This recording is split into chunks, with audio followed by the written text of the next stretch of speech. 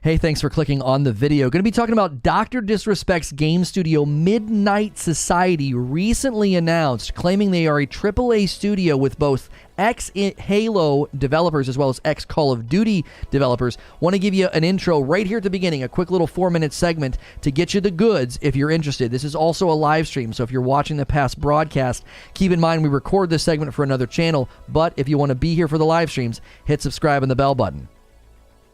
This is an SNTR update. Midnight Society, the brand new AAA studio announced by Dr. Disrespect, has been outlined with the website in a huge announcement on Twitter. You can check it out at midnightsociety.com, or their Twitter handle is at 12 a.m. I want to talk about why I think this actually has massive potential given the people that they've hired and what I think about Doc in general as an entertainer. If you like these SNTR updates, remember to hit subscribe and the bell button so you don't miss the uploads, or check out my live streams over at SNTR Gaming, where I stream this segment as well as a discussion after. So, first, I want to talk about the marketing potential. A lot of people think that Doc is maybe too sullied, or maybe he's just a pariah because of the ban from Twitch, and I completely disagree with that. I think he is proving to be a cyclone-like force in the industry. I think playing a significant part in people wanting to leave the purple platform and come over to YouTube, because everybody wants a piece of the Doc. Everybody wants to play with Doc. He's a central figure. I also think this is a reason that YouTube should get him under contract to send a loud and clear message to the purple platform, as well as just to the world at large, that this guy is good and he's ours, okay? And I think he has massive marketing potential in this realm because, number one, the line is getting blurred between the relationship between content creators and developers, and now somebody can put their money where their mouth is and actually make a very, very good game. They have recently tweeted, here's the tweet, "We're building a new PvP multiplayer game from the ground up in Unreal Engine 5. Do you want to join the team at Midnight Society? Now the hiring is a crossing for all roles. Do it, apply, don't live with regret. Why are you doubting yourself? Just go for it." So they are wanting people to apply. Even if you don't think you fit into any of the particular roles, apply anywhere. I also want to talk about game development potential. When you grab industry veterans that worked on Halo and Call of Duty, greatness can certainly come from that. Look at the quality of both Titanfall 1 and 2, how beloved they are. A lot of the people that worked on that game came from a very successful franchise, Call of Duty. So it's undeniable at this point that when you scoop up this level of development talent, you are sure to make something that will at least garner, attention. People are going to want to see if it's any good, and I definitely think he's got the right people in his corner to build the type of game that Doc knows how to build. He helped with map design on the previous Call of Duty, he was in community management, and then he got into content creation. He understands gaming from a variety of aspects. Number one, how to make it fun and entertaining for the player, but he also understands how to get this thing on a main stage and make the crowd love it. If you win the crowd, you win everything. And with the dawn and the growth and the rapid growth of esports now in 2021, this is the perfect time to let somebody who can pull from all these resources, influences, ideas, and honestly expertise and really make something amazing. Without a doubt in my mind, I think Doc is a pioneer. He is a forward thinker within the realm of live entertainment and live streams. This is why everybody wants to work with him. It's not just because of the personality. It's not just because it's the Doc. It's because from a business standpoint, guys the size of Tim the Tat Man, he doesn't need to play with the Doc. He doesn't need that at all. He could stream himself tying his shoes, and that's it, and he'd be perfectly fine. He understands from a business perspective how pivotal Doc is in the industry. Forward-thinking pioneer visionaries tend to draw people into themselves, and that's when you end up with really, really good products, and really, really good things tend to come from that. So the fact that Doc doesn't just pull really big streamers in around himself, he's also pulling in really big game development talent as well. If you like these short updates, remember, I do live streams over on SNTR Gaming if you want to discuss this stuff with me, so check out SNTR Gaming, and as always, hit subscribe and the bell button, and I'll see you in the next video. And I'll see the rest of you right now. Let's break this down. This is pretty big in my mind. This is not just Doc snagging like a couple of developers or CMs that he likes. He's snagging, from where I sit, big talent. I mean, he's snagging some big fish from the pond to build this game and to make this game as excellent as possible. And I just think his mind for entertainment, his mind for streaming is going to be huge here. I think it's going to be absolutely massive to land this plane for himself. So I don't think this is as low key as some people originally thought. There were people that thought, no, Doc's just sort of puffing, Doc's just sort of PR stunting, this isn't going to really go anywhere, this isn't going to really be anything. I think he's proving that that's not true, right? I think he's proving that that's not true. I think he is proving that he's willing to throw down lots of money and scoop up lots of talent to build something great. I'm honestly looking forward to the Doc simulator the game's always talking about. Right. You'd be a good CM? Oh, I don't know about that. Lono should apply for the community manager position. I think the dilemma is even if a guy like Doc privately, thinks I got a raw deal, I don't think so. I just think I'm too much of an industry pariah at this point. We could look at the people that he's scooped up here. I love the art style, by the way. They've got great people working on their art style here. We got obviously Doc, co-founder, a 6'8" visionary. That's it. There we go. Robert Bowling, co-founder, right? We got Quinn Del Hoyo, co-founder, creative director. So we got a studio head, creative director. We got some probably Sumit Gupta, co-founder and CEO. Gameplay engineer Ryan Thompson. Concept artist Eric Halquist. HB Duran is their marketing and PR.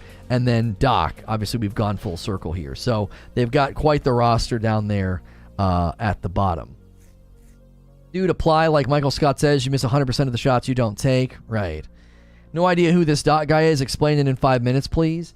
Dr. Disrespect is essentially I think a world-class entertainer in the streaming world. He has essentially brought the idea of personality, kind of the same that you see like the big personalities and the big actors in wrestling, and he brought it to live streaming and live gaming. Sumit Gupta is Doc's partner for a long time. I think they both founded Boom TV together. You know what's funny is Boom TV reached out to me and wanted me to promote something way back in the day. So I have an inroad there with Boom. And this was after everything had happened. So I don't think Boom or Doc have necessarily, written me off. So there's a potential inroad there. We'll see.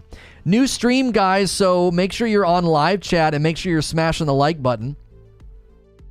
Mo is trolling. Doc's been to Phil's house, so Mo has met him. He's the macho man of streaming. That's exactly right. Right. Mo may be trolling, but it's still good to make sure everybody knows who Doc is. Dr. Disrespect is, in my opinion, one of the most forward thinkers in live streaming that exists. I don't think anybody is at his level with respect to having vision and taking things forward. I think most of the big influential streamers are boring. I think they just cash in on the fact that they got there first, and they're not visionaries. They're not creative. They just stream games. And good on them. They don't have to, right? That's not a slam. Do they need to? No. They were early adopters, and they got to ride the wave. Doc's a visionary. Doc's cut from different cloth. And I think a lot of my ideas about where gaming content and live streaming were headed, I think Doc's brought a lot of that to fruition. I think a lot of my predictions about, what live streaming should be about and what it could grow into, I think we're seeing that come to fruition, and I think Doc's one of the people that understands it. I do. I think Guy Beam, as a businessman, is very intriguing to me. I look up to him from that perspective. Man Crush Wednesday. Oh, yeah, for sure. He's also, incredibly handsome. That doesn't hurt. Sure. I didn't know who Doc was until I first heard about him through Lono streams. Yo, what's good, Melrose Mike? I really have no idea who he is. No trolling right now. Yeah, I mean, if you look up Dr. Disrespect, you'll see why so many people like him, right? Right? You know what I mean? Don't do this, but we could do this. Yeah, we could certainly toss that idea out. Yeah. Sure. Yep. Literally look up to him. Yeah, in the most literal sense. You mean the two-time? That's right. It still kills me. I still think that the two-time an HBJ could have been something special. I really do. If we could have gotten HBJ, Hillbilly Jack, to a status of notoriety and prestige, you know. That's what Doc's interested in, you know. He's interested in that. He wants the showmanship. He wants the audience. He wants the crowd, you know. You could walk under his legs, no ducking. That's what I mean. Like there would certainly be, we would be in. I don't. That's not like delusions of grandeur. I don't know. I watched him quite a bit, says Eugene, but I haven't seen a single stream since he switched. That's unfortunate. It's unfortunate. Blame YouTube. Well, I mean, a lot of these guys are helping influence, you know. HBJ with this dude just tongue wagging. That's what I mean. Like, the contrast between them would have been perfect. It would have been like two wrestlers that are just polar opposites. One's this short, you know, idiot hillbilly, and this other guy is just this athletic, really tall, arrogant rock star. I don't know. I think it would have been a great clash, because that's what makes for great wrestling character clashes, and was when they're so different. Ubisoft just announced Splinter Cell remake from the ground up. Well, that'll be good. I blame you for never subscribing to people, says Robert. I'm a different type of dude. Do you think I'd like him? Do you like did you like wrestling growing up, Mo? Did you like Macho Man Randy Savage and the Hulk? You know what I'm saying? And Hulk Hogan, the Hulkster. The fact that he wants to create a game shows how genuine his anger with COD and Battlefield is. Cool, another remake. At least it's been long enough to matter, right? It literally makes the experience crappier. I don't know. Everybody's different. Everybody's different. I think that Dr. Disrespect Game Studio is actually making the right moves. Here's what I mean. Let me make my case here. Let's see. Right. All right, let's do this. Dr. Disrespect Game Studio, Midnight Studio. Midnight Society, sorry. Midnight Society. Will the game be good? It'll be yes or no. You think the game is going to be good? This is a yes or no question. Where is your confidence level? Dr. Disrespect Game Studio, Midnight Society. Will the game be good? And I'm going to make my case for why I think it will be good. Serenity N7 with a brand new membership, pushing us closer to 400 members to bring back split screen on Friday night. Welcome in, Serenity. Thanks for doing a gaming tier 1. You the best. All right. Let me explain this to you. Doc likes to do something within the realm of marketing and showmanship that is definitely very wrestling, hyperbolic, exaggeratory, and everybody knows it, right? Everybody knows it. Everybody knows that he's exaggerating. Everybody knows it's hyperbolic. I think he very easily could have channeled that for the marketing of this game and for the marketing of this studio. He could have dialed in the vague, hyperbolic exaggeration about $1 million deals and the flip phone's ready. He could have done that. He's not doing that. He isn't. He has scooped up big names from the industry. They've got open job applications right now. This is not being like, we're going to have it shrouded in mystery and try and get everybody hyped up and try and get everybody going crazy. He's not doing the typical Doc thing. Guy Beam is peeking through a little bit here, if that makes sense. The guy, his name is Guy Beam. I think that he is coming through with the strategy here. He's coming through because he's not just doing this, he's not promoting this as Doc. He's promoting this as a businessman. He's taking a very forward-thinking approach. You grab ex-Halo devs, ex-Call of Duty devs, you're taking it serious. You're grabbing some of the biggest names in development with respect to like what games have pulled a lot of people in. You could be really good at baseball but suck at owning a team. Well, and he's not, but that's the thing. Him being really good at games, I think, gives him an insight into the games. Him being a really good entertainer gives him a good insight into making a game that is entertaining. But he's grabbing guys that can shoulder the burden of development that are going to know, like, how to build the game and to do it well. If you listen to what Doc has been saying, I'd expect an attempt at the best parts of COD, PUBG, Fortnite, and Halo tossed into one.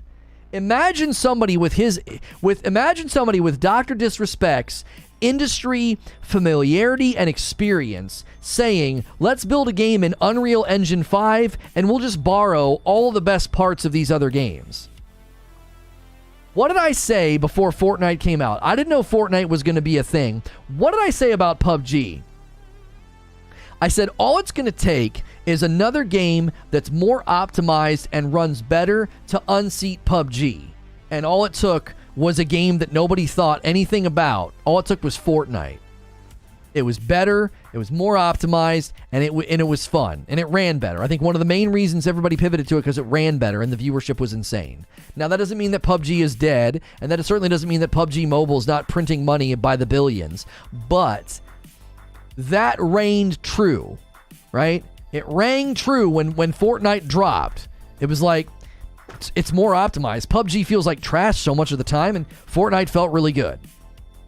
Now, apply that philosophy to Midnight Society and whatever game Doc comes up with, which I love the branding and the name, by the way. Midnight Society is just, that's great. It's truly top notch.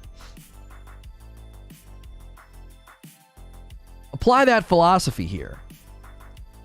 You got people that have worked on Halo and Call of Duty. You've got Doc, who's played all the biggest BRs in front of a live audience, and he can be like, you know what?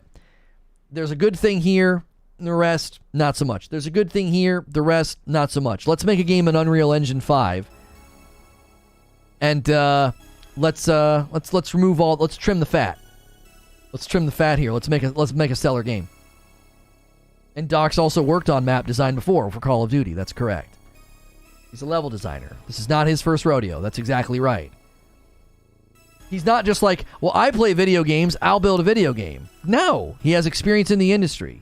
You're talking about a multi-versatile, he's a phenom to a certain degree. How many highly successful streamers are like that are that entertaining and have a recognizable, iconic brand, are also good at video games and have also worked on video games? Who checks all those boxes? The Doc's the only one. Fun fact, Fortnite runs on Unreal Engine 5. Are you serious, Clark? Are you sure about that? I've not heard that until literally just now. Is that accurate? In any case, he's in a position to bring greatness to a game in a way that nobody else can. I don't think that's right. Unreal Engine 5 dev kits weren't out in time. Facts, it does. I mean, I guess they own the property, so they could have used it first for them. Oh, they just switched to Unreal Engine 5. Google it. It does run on Unreal 5. Interesting. Yeah. If you guys are just tuning in about the Dr. Disrespect Midnight Society game studio, I want to know what you think. Hit subscribe if you want to be able to talk in my chat. You got to be a subscriber to talk in my chat. If you're a member of the Champions Club, we want to shake your hand and welcome you in. Take the poll at the top of the chat. I just made my argument as to why I think the game's going to be good. Why I trust that he's not handling this like the Doc and he's handling it more like Guy Beam and he's being a smart businessman. And I want to hear from you. I have relatives that are getting ready to leave town, and I need to go quickly say goodbye. Your impact? Achievement. Get. SNTR presents. Celebrate 1 trillion views of Minecraft. What? That's not my achievement. I was like, 1 trillion views? No. Yeah, firm handshakes to all the champs all around. And listen. I need you guys. If split screen happens on Friday night, we need to get that flip phone ringing. All right? I'll be right back.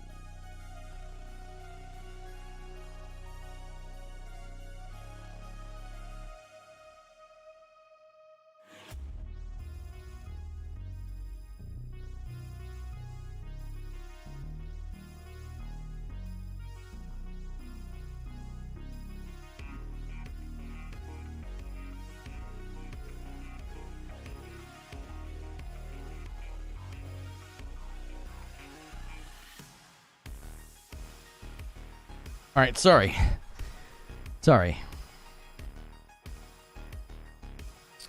UE4 is 100% backwards compatible in UE5. What kind of game it'll be? They just say they're designing. I'll read the tweet to you. This is what they have to say. If you're just tuning in, the Dr. Disrespect Midnight Society game studio. I keep saying it wrong. They tweeted and said, we're building a new PvP multiplayer game from the ground up in the Unreal Engine 5. More than likely, it will be some form of a BR. It will be some form of a battle royale. That seems almost guaranteed. You know what I mean? Unreal Engine tweeted, with the arrival of Chapter 3, Fortnite game development has flipped to Unreal Engine 5. We're excited to share this journey with you and are working to make the best experience possible for the entire Fortnite community. So they literally just flipped over into the new engine. Yeah, they officially switched. So December the 7th, they made that announcement. So that's a very, very new development. Yes. If you're new and you've hit subscribe to Talk in Chat, we'd love to hear from you, your thoughts on this. You part of the Champions Club? Do you think Doc's... There are people that don't like him. I think he's great. I've liked him. And I stood by him even when the entire internet turned on him and hoped that he never came back, because streamers care more about removing competition than supporting and celebrating the wins of others. So I hope Doc kept the list of everybody that tried to capitalize and take chunks and made criticisms. I hope he kept a list of all those people, because some of those men run a conference, and I hope he never works with them. I think the biggest advantage for the Doc will be that his studio doesn't have to answer to corporate idiots. True. True. If Doc's game is good and he offered you the CM job, would you take it? He's my white whale. I'm not kidding you. There are a lot of people that get into streaming and stuff, and they want to work on a game or work with a game company. I've never really thought about that, but I've always wanted to work with the Doc. He's my white whale, because I think he and I think we're similar in age. I think we think similarly about things. We've been through similar things within the industry, with being like, he didn't get canceled, but he went through public scrutiny and criticism and hate, and he's a family man. I think we have similar ideas about content creation, live entertainment. Yeah. We don't know it until they tie it to a publisher. That is true. Where's the money coming from? We both had, crappy experiences with the Purple Platform.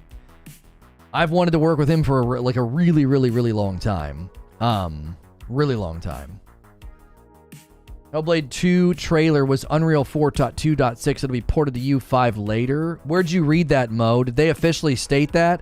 Because they said that they hadn't really gone into production yet, and they were officially deciding to build it in Unreal 5. Where did you read that? Does he have dope coffee? Oh, man. No, we should send him some.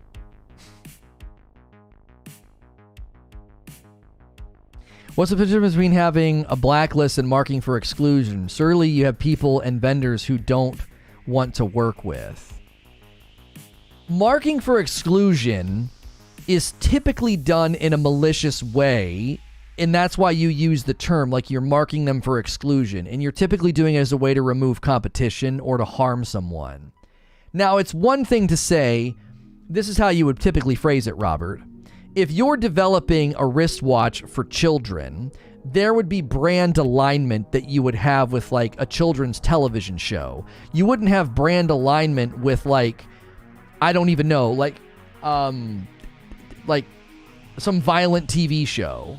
You wouldn't have some violent TV show with product placement for some children's wristwatch. Now, it wouldn't be them saying, we're blacklisting and marking that TV show for exclusion. They would say, no, we don't have brand alignment with them. These are the brands that we're aligned with. These are the brands that we're not aligned with. There are brands that won't work with you if you're not safe for work. If you use lots of profanity, there are brands that won't work with you. You're not blacklisted. They're not marking you for exclusion. They're just no, we don't have brand alignment with you. Marking for exclusion typically refers to labor laws about how they can't privately blacklist you and mark you for exclusion if you go to try to get another job somewhere else. That's illegal, right? The only hurdle between Doc and Lono working together might be Lupo. you assume that he still cares about any of that stuff. You seen him talking to any of those people, supporting any of those people? You see him tied to any of those people? I don't. I don't know. I wouldn't be surprised if his tone might have changed a little bit about it. We'll see. I'm not too concerned. We don't need it, but I would certainly like it. Let's be clear about something here. It's a white whale. It's a dream, but we got plenty of things we can do. I don't need that. It'd be amazing. It'd be stellar, but the chips will fall where the chips fall.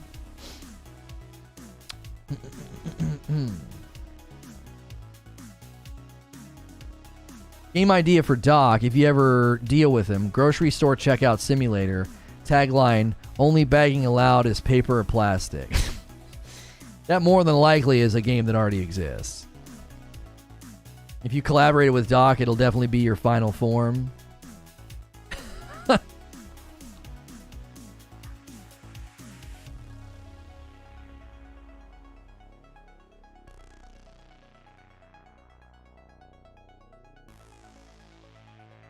Like he was just another jumping on a trend? No, Jake, I think he was supporting somebody he thought was a friend, but I think if he's a smart guy, and I think he's a good thinker, I think he's been in the industry long enough that he's been targeted for that kind of thing. I think he probably knows something about that situation stinks. I think he knows something stinks. You've been in the industry long enough, and you look at that situation, you might think differently. You might be like, well, I threw in on this. This was my friend, but I think you think differently when you've seen how nasty people can be and how jealous people can be. I don't know. I'm never going to speak for the man. He didn't like it when I reached out that one time, but whatever.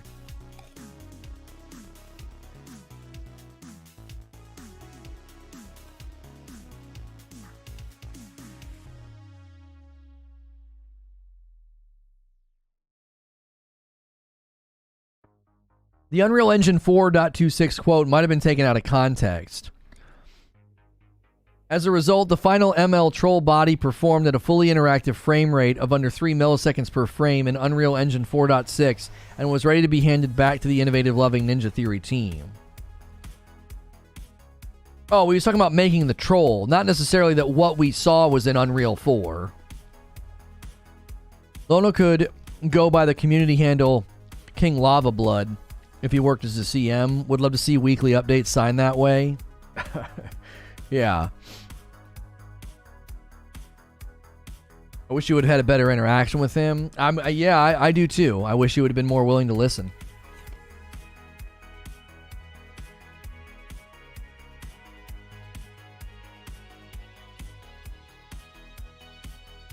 You know what I mean? That's all I've ever asked for is people to listen. Hellblade 2 shows off giants and gorgeous in-engine. I mean, I can't. You can give me Cliff's Notes from that article. Okay.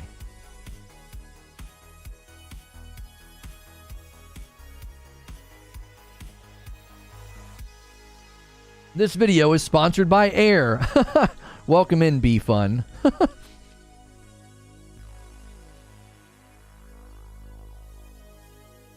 Has anyone checked out the Unreal 5 Matrix experience yet? Some people here have checked it out, yes. If you guys are just tuning in, if it's your first time here, we're talking about Dr. Disrespect Midnight Society Game Studio. If you've never been here before, we do talk shows Monday through Friday. I am a Safe for Work broadcaster. We talk about video game news. You can hit subscribe if you want to talk in chat.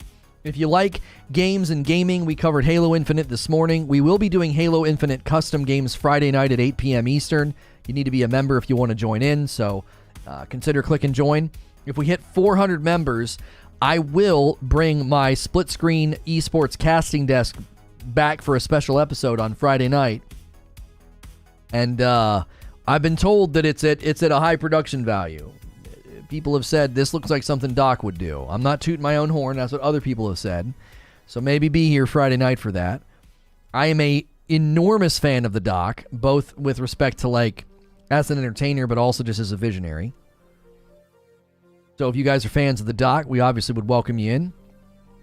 The opening sequence and then just exploring the world, seeing how much is running at the same. Yeah, Eugene saying the Matrix thing is nuts. 35,000 NPCs. I bet if you promote the crap out of Midnight Society, he will notice. We have some ideas on how to get on his radar.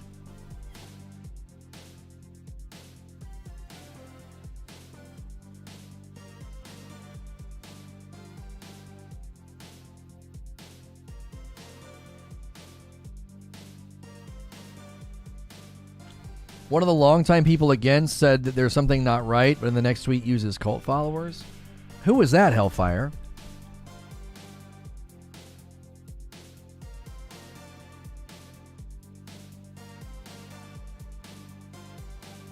I played the Matrix thing on the Series X. It's a little rough around the edges. Huh.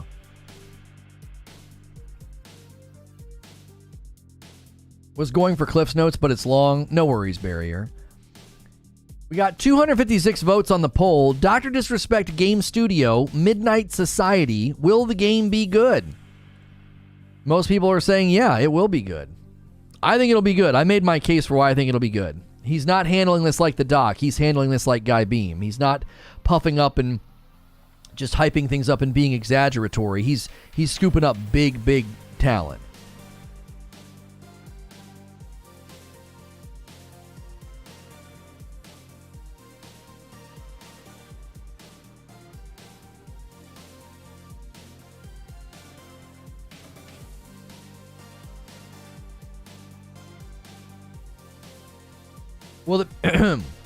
Will it be free to play?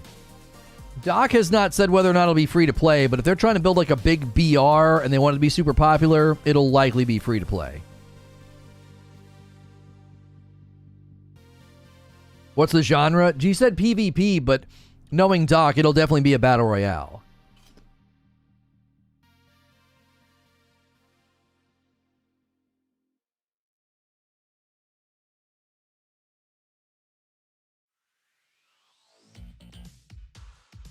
I don't have enough info to make a judgment yet. If I'm making you guess, if you have to guess,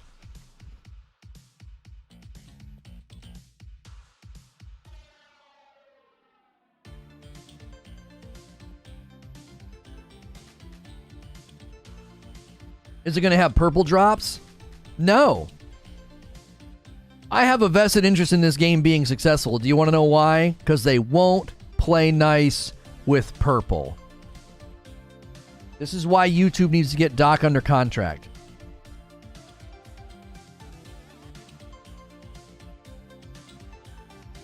If he offered you a job for a lot of money, but would prevent you from doing what you're doing now, buddy, that contract would have to be life-changing, and I can't see that happening. I got to think about the future and retirement and my kids, and, you know, if in 2 years they're like, yeah, we're closing up shop, it didn't work out. You know what I'm saying? That'd be a big risk. That would be a big risk.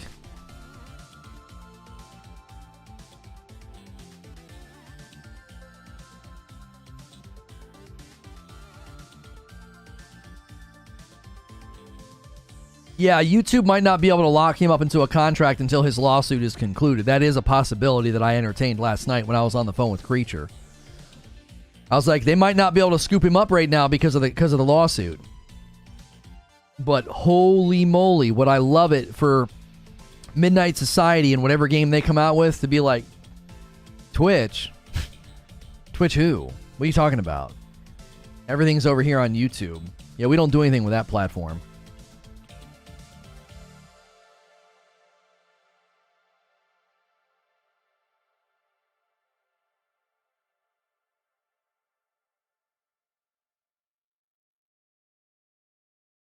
Might be a reason all his friends are on YouTube now. Yeah, that might add more ground to my theory that Cloaksy's the next person to come over to YouTube. Cloaksy feels like he's missing out. I said it in my video. Banning Doc. Banning Doc is going to come back to haunt them. It already is, I think. I think YouTube's making moves, and they made it really easy for them to make those moves. Really easy to make those moves when they banned Doc. They laid a lot of easy groundwork. Doc is he's a central figure in the industry. He's not me, like just some Destiny streamer you can get rid of and no one really cares after a month.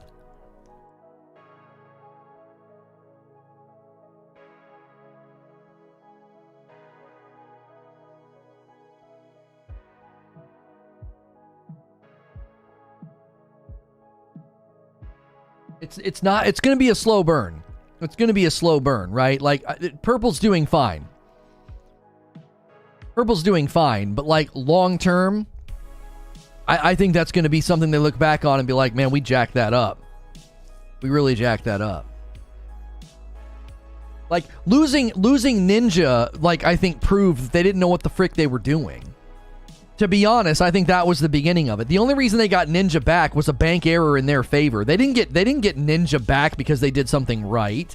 They got Ninja back because Microsoft was like, this isn't working. You understand that, right? Like the Purple platform completely mismanaged Ninja, and he slips from their fingers at his peak. This man is at his peak and continuing to rise, and they let him slip through their fingers. Why? Because they don't know what the frick they're doing. They didn't get him back because they made good choices. They got him back because of a bank error in their favor. Don't get it twisted. They've been jacking up their relationship with their content creators ever since Ninja went to Mixer. And then Ninja comes back, and then more than likely, they did the loophole to terminate the contract with Doc and ban him so that they could grab Ninja and Shroud. They wanted to free up the money because I don't think they have like unlimited cash. That's why they couldn't be competitive for Tim the Tapman or Dr. Lupo or Ludwig or anybody else that leaves. I said it in a video. All YouTube has to do to beat Twitch, it's easy. Offer the top 100 streamers on Purple, offer them more money, and require them to stream less hours. Why? Because YouTube doesn't need you to stream tons of hours to make money off you, and Purple does. Out of necessity, anytime Purple offers a good contract, they're going to make you stream a ton of hours. Or in Shroud's case, they're going to suddenly ask you to run more ads. Like somebody said he runs way more ads now than he used to. Well, I mean, that's probably baked into his contract that at any point in time they can be like, we need you to run more ads. It's so... YouTube can put their foot just right on the gas pedal right now. Run a metric study of the platform. Who are the top 100 streamers over there? And just grab them all. How are they going to be able to say no to Google's pockets and I don't have to stream as much? Who's going to say no to that? You want to diversify? Because the top 100 streamers are always looking to diversify. They don't want to stream all day, every day. They want to invest in other projects. They want to do other things. Maybe they want to travel. Maybe they have kids. Maybe they want to start having kids. Like, you are going to have a talent drought on the Purple platform because the only way to make money out of that top talent is to squeeze them dry. And eventually they're going to get sick of it. And they're either going to stream less or go to YouTube. And I got news for you. There is not like unlimited talent just waiting to pick up the mantle and be your top 100 streamers if they all leave. You don't have unlimited talent on the Purple platform. Go down out of the top 20. It starts to get pretty thin. I've always said they needed talent scouts on the platform because there's lots of talent on the platform that goes unnoticed. But it's not unlimited. It's not like this unlimited reservoir of talent. You also have to consider so much of what makes some of those streamers really, really big and really, really popular is they've been there since the beginning and they're woven into the culture. Tim the Tapman was one of those people. XQC is one of those people. You start losing people like that are integral to the culture, and they've been there since the beginning, and the crown will slip. You better believe it. The crown will slip. They will not be the biggest streaming platform in 5 or 10 years if they don't figure out. I don't think they can, by the way. I don't. I think they're a snake eating their own tail because they have not chosen good monetization structures for anything but live streams. So what do they need to do? They need to get people to stream as much as freaking possible. That's a snake eating its tail because eventually those people get burned out or tired or annoyed or YouTube's offering me more money for less streaming hours. Why on earth would I stay here? It's bad for my health. It's bad for my personal life. It's bad for the bank. I can make more money over there. Like, YouTube can take a cinder block and put it on the gas pedal and just drive this thing to full speed. Just snag the top 100 streamers. It wouldn't be hard. It really, really wouldn't. And then what are you going to do, Purple? What are you going to do? What are you going to do? The old guard is woven into Purple, and it's a disease that will eat them. Get a lawn chair, a six-pack, and watch it burn. Yeah. They've built an unsustainable business model. Their business model means you need people to be live all of the time. And here is the real snag that will kill them. Okay? This is the snag that will ultimately sink the ship. Not all streamers are created equal, which means not all streamers are going to pull the same money and the same viewership and the same entertainment value, right? Human beings, we would say, are created equal, but they're not created equal in the realm of entertainment. That's why there's only, a select, you could probably list 50, maybe a little bit more of like really famous, really well-known, very funny stand-up comedians. Why? Because not everybody can do it. And I got news for you. Live streaming is significantly harder than uploading videos. It's significantly harder. If you want entertaining live streamers, homie, they are not on every street corner. They're not in every city. They're not. It's incredibly hard to do live streaming and to do it well. Equal in worth, not equal in ability. That's right.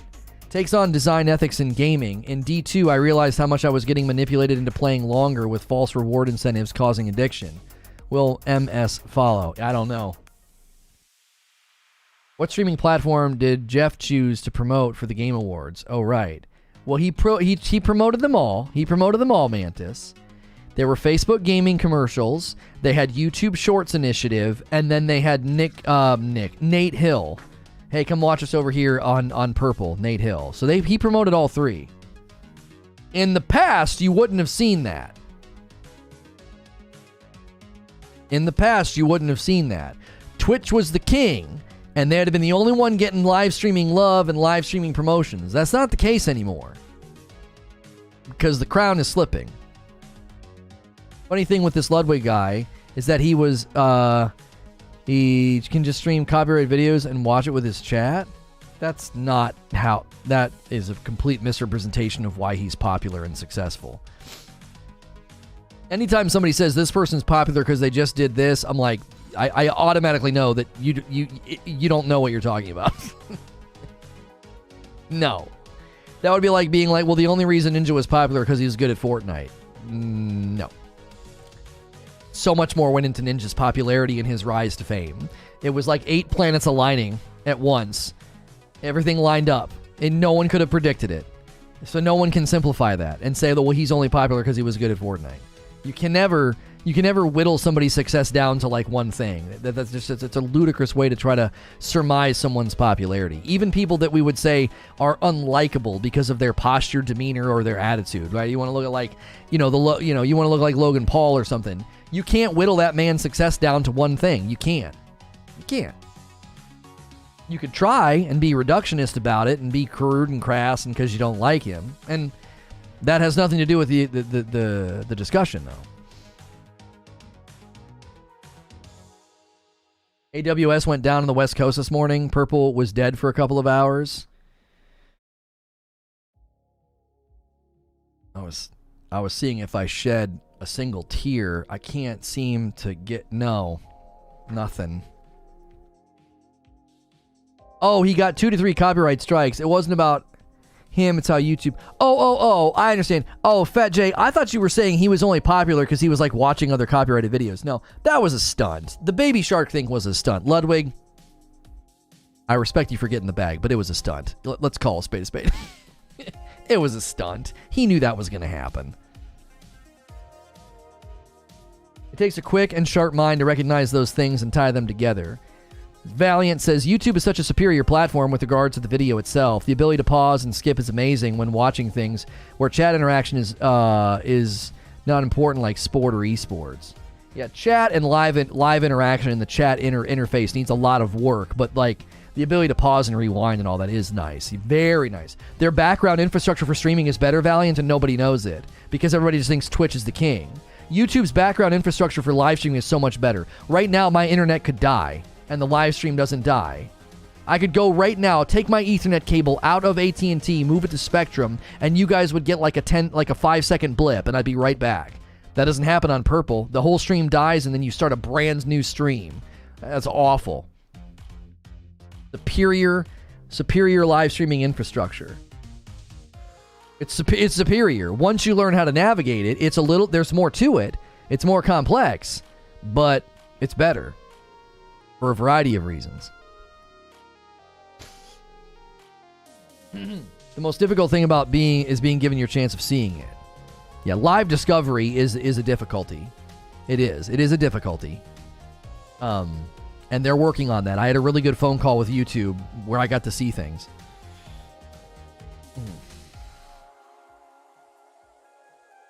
Log in and you can see previous messages. Chat's persistent. They do chat replay on that platform. You can watch a VOD over there and see chat replay. When YouTube literally emails every single one of your channels about something that they're doing. I was wondering why YouTube kept going after I ended my stream in OBS. I had to manually end it in Studio. That's why, Vapor. That's why. If you have a disconnect or a problem or your internet goes down, the stream keeps going. I think it's like 25 minutes. And then eventually it'll shut itself off. It'll be like a black screen for 25 minutes and it'll just shut itself off. If you guys are new and you're just tuning in and you want to say something in chat, we'd love to hear from you. What do you think about Dr. Disrespect Midnight Society Game Studio? What do you think? Do you think their game is going to be good or not? You can hit subscribe to talk in our chat. We do talk shows Monday through Friday about video game news. And right now, the yeses are winning the poll. They do think the game is going to be good. I've made my argument as to why I think that. If you've never been here before, I am a safe for work broadcaster. A lot of people treat me like video game radio. They throw me on in the background. And you don't got to worry about the language I use, so that's why people kind of treat me that way. And we are going to be doing some Halo Infinite custom games on Friday night. If you like that game, you do need to be a member to participate. And we are trying to get the membership to about 400 members to unlock and bring back the split-screen casting desk. And we'll see. It's mind-boggling that Twitch doesn't have their own channel that has hand-selected streamers on it, creating live shows 24/7. They're mishandling their talent over there so much. Well, but if they had their own channel that was doing that, that doesn't benefit those brands. Be careful how you talk about the two-time. I love the guy. I love him for a variety of reasons. I like him for personal reasons and what he's been through and what and what's gone on with him personally and how he went through it and did the right thing and came back and worked on himself and worked on things. I have a very personal level of respect for that, given my own life. Is there a chance that Purple Platform streamers will get banned playing this game? I have no idea. I can vouch for the language. Every time my boss walks in my office and Lono's going off, I don't have to mute him. Who would watch that? Yeah, like I don't know why you would watch like an official channel showing other people. Oh, you asked what everyone thinks. Oh, right.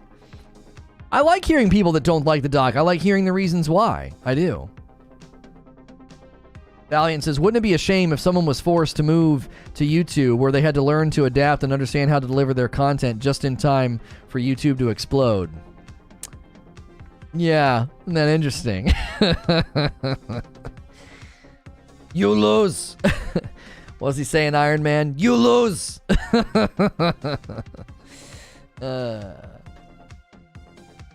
But get this. They could have a creator do a 30-minute show and then switch over to their own stream right afterwards. I'm going to let you in on a little secret, Deadly Dad Gaming. I'll let you in on a little secret. Twitch has done everything they can to help people grow. And do you want to know why it doesn't work? Because it's the entertainment business. People don't care. They watch what they want to watch. What happens to you if Netflix keeps shoving a show or a movie in front of you? Hey, you might like this. Hey, you might like this. Hey, you might like this. A lot of the times you don't. You're like, leave me alone. I'm here for a particular thing right now. Okay, stop it. Right? Organic growth is incredibly hard to foster because it's organic. Do you want to know the best way they would grow talent on that platform? Do you want to know the best way you grow talent? And this is where they messed up. This was an idea I had a long, long time ago. The way you make organic growth work is, and I'm not a botanist here, but I think that there's some truth here, is if you have lots of healthy plants that are growing and really, really strong, if they're too close together, they can kind of choke each other out, right? So you kind of spread them apart. There's also something to be said for if you have lots of healthy plants sort of spread out and you take an unhealthy plant and you put it in that environment, it would potentially benefit from being around other healthy plants. I could be totally wrong with that analogy, but let's imagine that that's like scientifically true. Okay? You need a maybe for the poll? Okay. So if Purple would have said, because I want you to look at the people that grew together. I want you to look at how Ninja took off, and then all the people he surrounded with himself, like Lupo and others, they kind of grew with him. Because you're interweaving the organic growth. Does that make sense? It's an interwoven thing. It's one thing to be like, hey, Twitch is telling me to go check out this person. It's another thing for you to be watching somebody you enjoy, and through osmosis, you're like, I like this person, they're funny, or I think this person is dreadful. You might have both, right? You might have both thoughts in your brain depending on who you are. If you think about like Pokemon's rise, you think about she was hanging out and playing with Myth, and Myth was exploding. And so they both kind of organically helped each other to a certain extent, right? This is an area where the Purple platform completely doesn't get it. I shouldn't even be saying any of this because I don't want to help them. Yeah, I'm not going to say anymore. I'm not. I had about 5 points I was going to make about what they could do to help their people grow organically. I'm not going to say it. I'd prefer to watch the platform not be successful. Your Spotify makes work so much better. Thank you so much. I appreciate that. I didn't say anything that wasn't like easily observable from the platform, but I'm not going to give any ideas out. I've got plenty of ideas of what they could have done and things they could have initiated, but no more free ideas. No more free ideas. Your platform can burn. Just make up 5 things. First thing you want to do is limit how long a person can stream. 1 hour at most would be it'd be much better for the platform. It'd be better for channel surfing. Idea number 2. More hot tubs. That was good.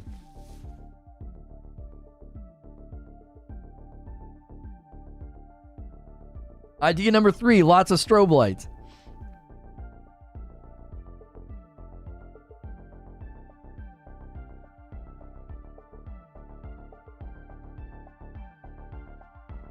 It's like a ranking system wherein the audience is operating under the impression that popularity is merit. Sure, yeah.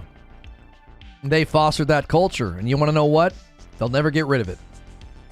They're top heavy, and they're top heavy to the death. They'll never not be top heavy. As much as I dislike Purple, I struggle with the idea of championing its demise just because of how much collateral there'll be. I have friends that will be seriously hurt financially if it dies. I don't want it to die, but I'm certainly not going to give it free capital. Not after what they did to me. No. I know people stream over there and they make an honest living and they're nice and they're good and they're great and sure. You know what the dream boat scenario, Valiant, would be that Amazon would come in and fire everybody that's running the company, because they're it's like 75% of the people that are working there and running the company, they don't even know what they're doing, or they don't have any business being in the position they're in. Replace your CEO, replace all of them. Restructure the whole dadgum company, and then do internal investigations on every single suspension that has ever happened. And then we all know what would happen. We all know what would happen if they did that. We all know what would happen. And then everybody else that streams and had nothing to do with the crap that went on could flourish and grow beneath better leadership.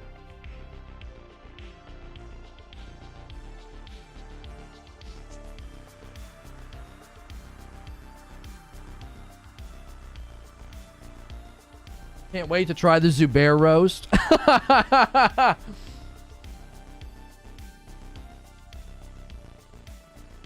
Thank you, King Keys. I appreciate that. Nice picture in the Discord of the Rageous Roast coffee. We sold like 6 orders of coffee today. I thought we might get 10 orders. I was like, can we get 10 orders? You need a strong Twitch to have a strong YouTube. For live streaming, I think the competition is good. That's a well-made point, Eugene. Like, if Purple continues to be a dominant force in the industry, that's good for YouTube. I do. Creature says, I have great friends and longtime clients on Purple. I advise them daily to prepare for an exit. Yeah. Mm-hmm.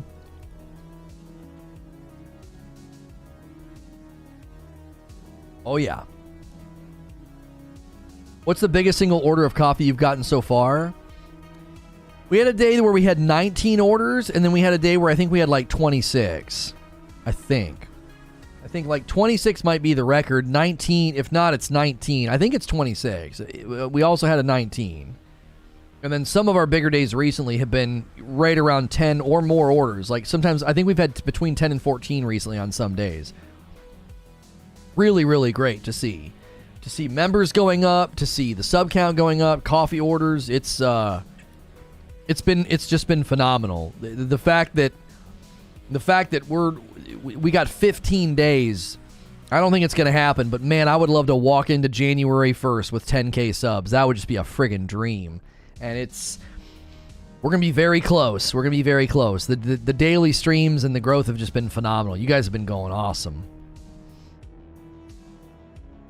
Oh, yeah. Oh, single order, not single day. Yeah, we limit it to 5.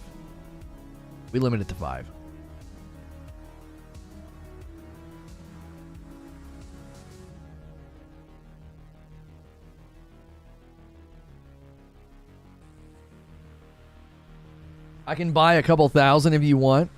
Why would you do that? We only have like a little over 200 in inventory of each flavor. We have like maybe 800 bags of coffee right now on hand if you add up every single flavor.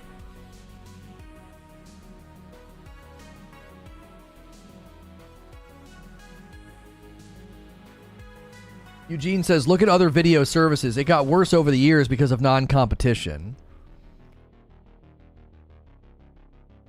Why does the app suck? Because no one else is pushing them to make it better? Wait. I think the Purple app is good.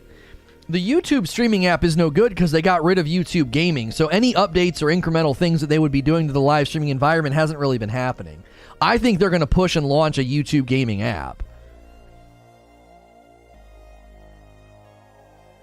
Lono should be the community manager at Midnight. I think you meant to say Midnight Society. Why are videos filled with ads every 5 minutes? Because no one is pushing otherwise. I'm talking about YouTube. Oh, I see what you're saying. Right. Well, videos filled with ads every 5 minutes has nothing to do with YouTube not being pressured. It's because YouTubers that are super popular know they can do it. Dude, go and watch a guy that's got 1 million subs and watch a video that's 6 months old. It's absurd. It's absurd. Why? Because he doesn't need you to watch his video. And if you're going to, he's going to beat the snot out of you with ads. Ad placement's done by the creator. It has nothing to do with competition. If there was a competitive video platform out there right now, that wouldn't affect that at all. Ad saturation on YouTube has nothing to do with YouTube not having competition. It's because YouTubers get to be such a size that it doesn't freaking matter. They're like, I have 1 million subscribers. That video is basically done. Once it's outside its 48-hour window, it's basically done. Once it's outside the 2-week window, they're going to blitz it with ads. Why? If you're going to watch it that late to the punch, well, I'm going to smack you over the head with ads. That's not my attitude. I'm saying when you got 1 million subs, the platform would step in? No, it wouldn't. Platform would only step in if you could measurably determine that ad saturation on a video older than 2 weeks was hurting viewership, retention, and activity on the platform, which it probably wouldn't because of the way that videos are watched and relevancy works. No way. No way. The platform wouldn't step in. Not in a million years. Even if there was a competitive platform out there, no, the platform would never step in unless they could definitively prove that, yeah, after 2 weeks and you go back and you add this level of advertisements to your videos, yeah, we don't want you to do that because it's hurting retention on the platform. They would never say that because it's unlikely that that would happen. You could see them stepping in only if it's hurting the bottom line, and it wouldn't hurt the bottom line because that's not how video relevancy works. After 2 weeks, the video is basically coasting, getting peanuts a day. So they're going to increase the ad saturation on the video. What does that do? It does a couple of things. It makes them money, and number two, it motivates you to watch the video as soon as it hits, and that gives it better velocity, and that gives it better growth, and that gives it better viewership. That gives it better relevancy and suggestion, searchability, and discoverability because more people are watching it. They're never going to not have... They would never disallow that because it feeds into the ecosystem. It does. It 100% feeds into the ecosystem. They would never tell people to stop doing that. Unless, again, they could definitively prove that it was hurting things.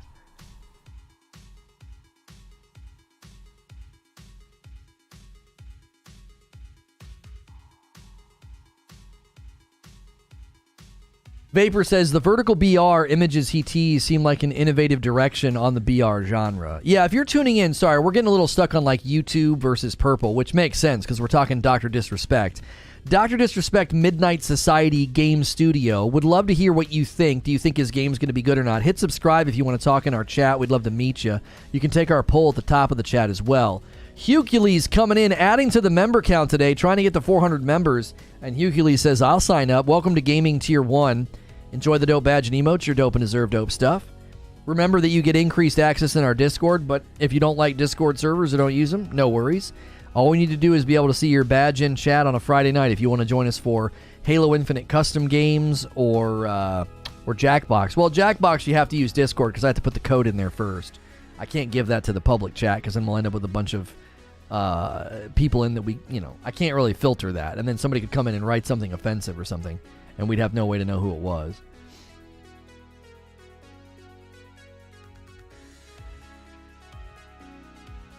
So much of YouTube isn't about, hey, this is important right now. I want shoutcasting. All right, okay.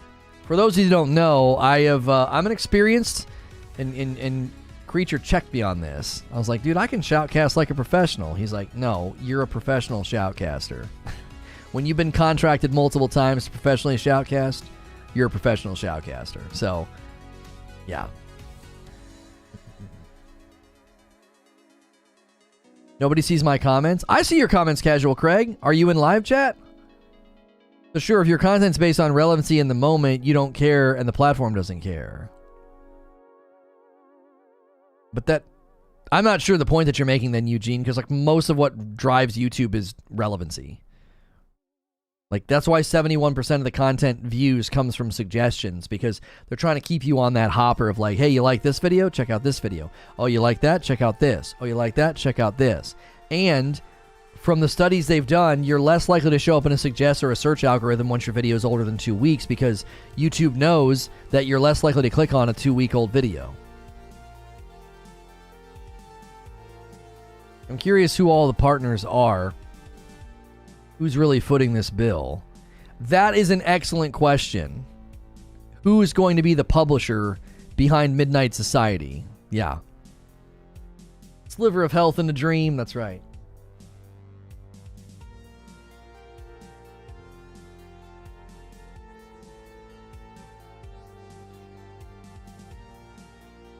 Yeah. I miss shoutcasting. It is really, really fun. I told Creature, because he's like, well...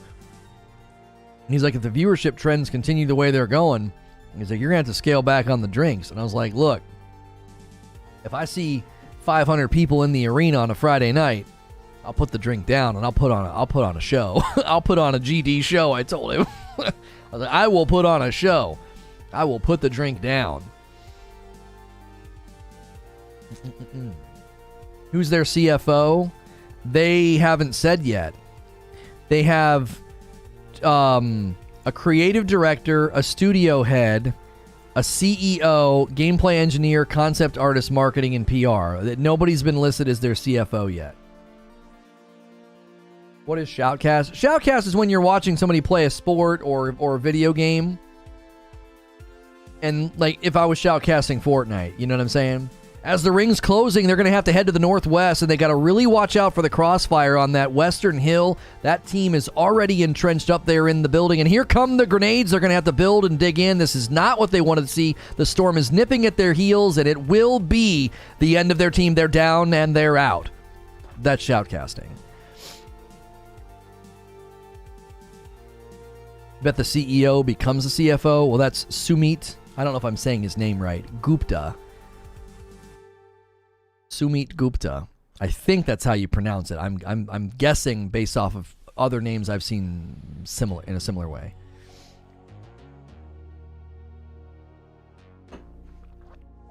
Drunk shoutcasting could get wild. Yeah.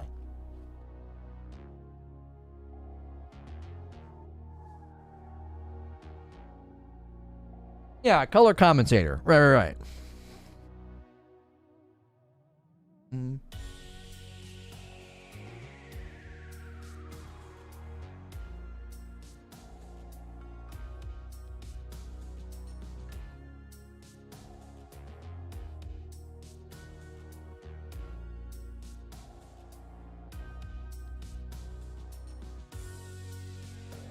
Reaction videos, concert videos, etc. You are professional. Don't sell yourself short. Preacher's been telling me, he's like, I think you forget who you. he's like, I think some people have forgotten who you are, and I think you're forgetting who you are. He's like, do you remember? It's like, you were a main stage host at E3. Like, you shoutcasted Fortnite on numerous occasions, professionally, under contract. Like, I think you're forgetting who you are. And I'm like, well, a lot's happened. A lot's happened. You know, I've said this before. I've kind of shed that persona a little bit. I think I show up more as myself these days.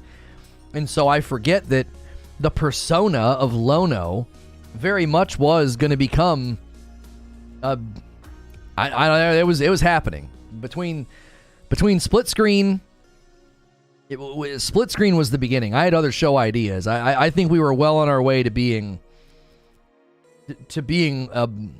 a central figure. I think we were there. We were right at the beginning stages. Like, the lights were lighting up. It was like, this is going to work. Because when nobody else is doing something and you're the first to do it, everybody else is going to be copying. And I had some visionary ideas that we could still bring to light. I had two other show ideas. One was almost done. One was almost ready to go. And I was talking to people like Martha Harms and Zeke, and I was going to reach out to Paladin Amber. And that show was going to be just great. Oh, golly, it was going to be so funny. I had the right connections to funny people, man. Oh, golly. The second show was going to be so good. It really was. Shoutcasting is super fun. Did it on a small level for Mortal Kombat tournaments, mainly just helping people out. It's fun. I just started dorking around with it when playing Fortnite with the community, and people were like, have you ever done this before? And I was like, no. And they were like, you sound like a professional. I was like, I don't know, I'm just goofing around. And so then I started practicing. And then I put together a tape and a reel, and one of the biggest talent agencies in the industry, the talent agency that represents Golden Boy, they reached out to me, and they were going to have me do a tournament in Canada.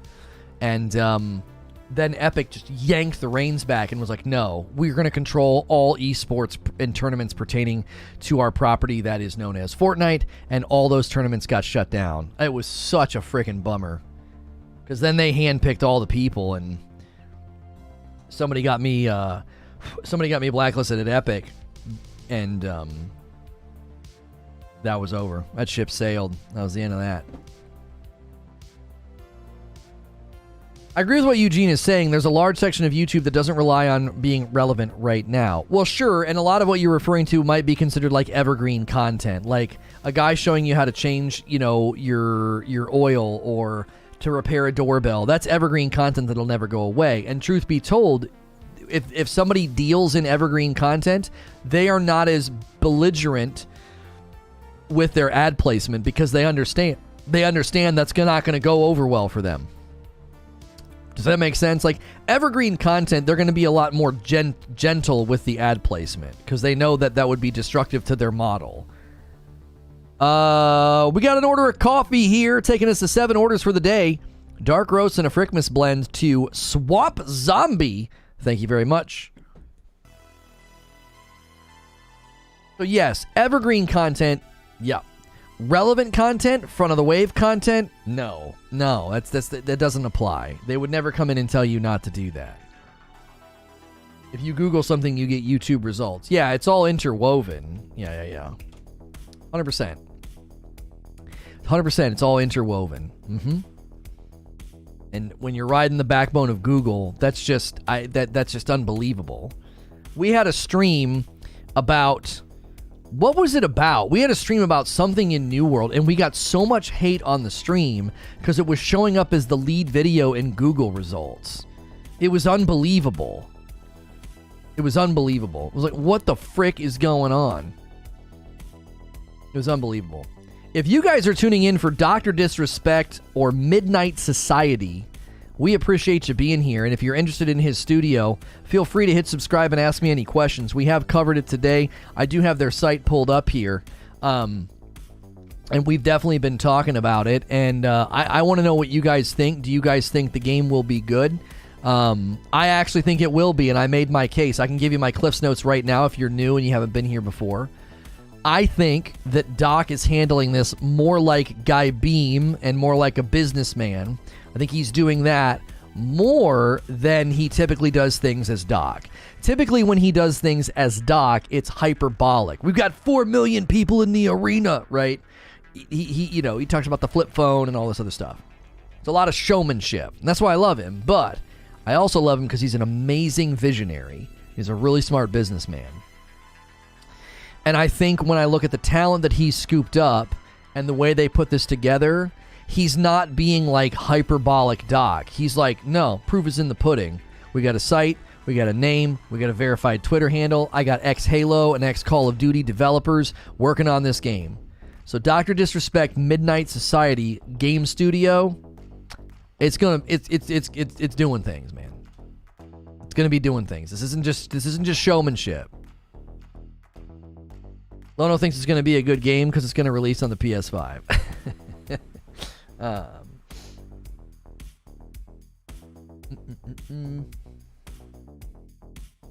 We made a video about Trash Godfall months ago that consistently outperforms stuff we make today, and this is not a bad thing. Right.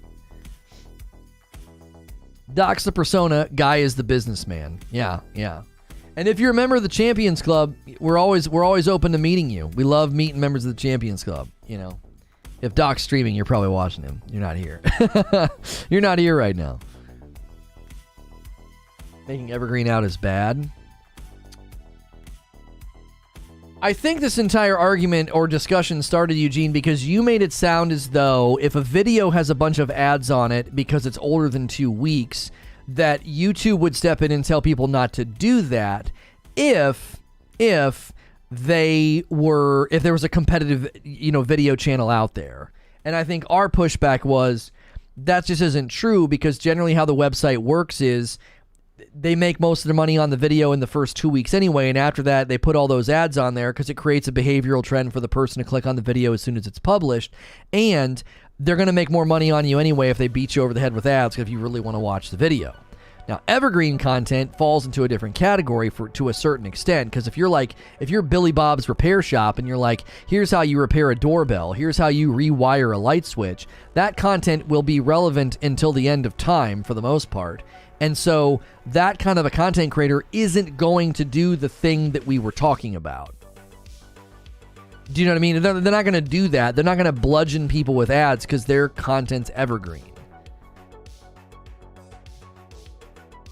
I'm arguing that someone said YouTube is not where you go for current things. Yeah, I mean, that too is just not true. That too is just not true. That's what I go to YouTube for. I hate that my feed is full of time-relevant crap because of subscriptions, but ultimately, that was my choice. I got news for you, Eugene. I do. You got to understand something. You use the platform in just such a strange and anomalous way. I don't know if your feedback is representative of the people at large. What is this? This is the MidnightSociety.com website. Dr. Disrespect Midnight Society Game Studio is newly announced a AAA game studio with ex-Halo developers and ex-Call of Duty developers, and they will be making a PvP game in the Unreal Engine 5. And we are asking the audience if you think the game is going to be good. And you don't have a lot to base it on right now. I made a pretty good case for why I think the game will be good. I can flesh out my case a little bit more. I basically talked about how he's not approaching the situation as Doc. He's approaching the situation as Guy Beam. Let's talk about the next layer as to why I think it'll be really, really good. I think when you combine expertise and talent, great things happen. And I think not only does he have a lot of expertise from the veterans in the development industry, he has his own expertise and talent. He's worked on Call of Duty maps before. Dr. Disrespect is easily one of the most forward-thinking, visionary entertainers within the live streaming space. Even if you don't like him, you can see that he has disrupted the industry to the point that Purple Platform banning him is biting them on the rear end because people want to play with Doc. He is a Cyclone-like figure.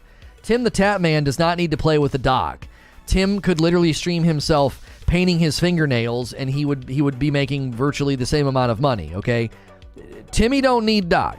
And Tim plays with Doc regularly. Why? Because Doc is a mover and a shaker. He's a visionary. You want to be near them. You want to be close to the sun because it shines bright, right?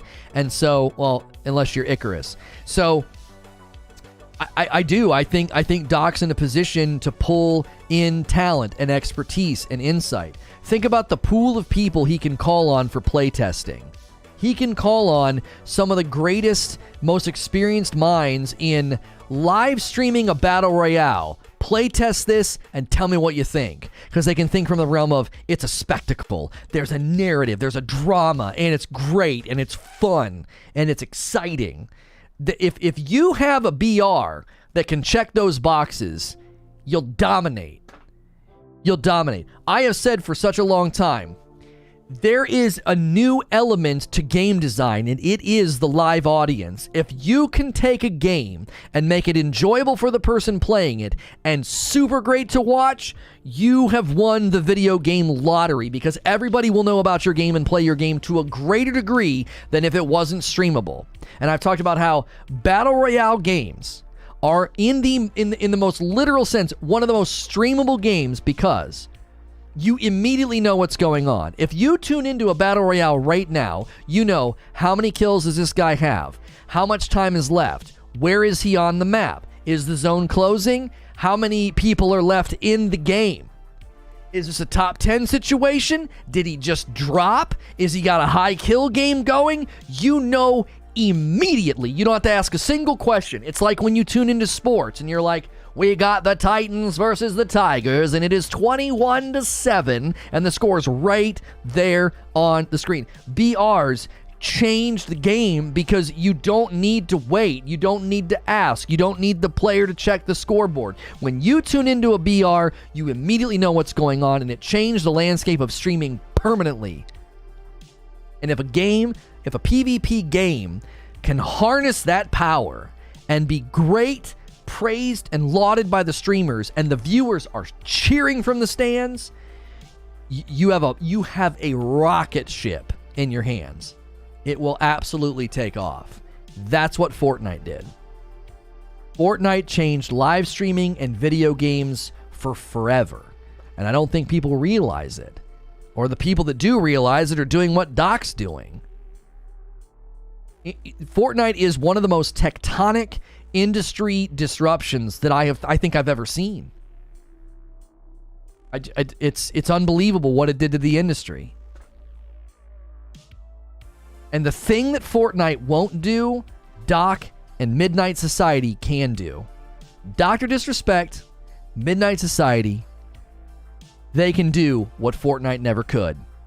They can deliver optimized Unreal Engine 5 greatness and build it for competitive, super entertaining, fill the arena with seats, fill the arena with butts in the seats. He can do it. If there's somebody that can do it, it's him. Because here's something we've been talking about with 343 and Halo Infinite.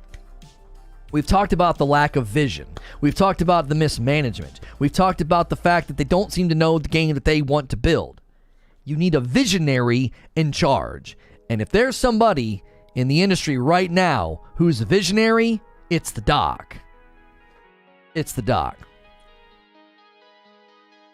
Without question, I think the leading visionary in streaming. I don't think anybody comes close to him.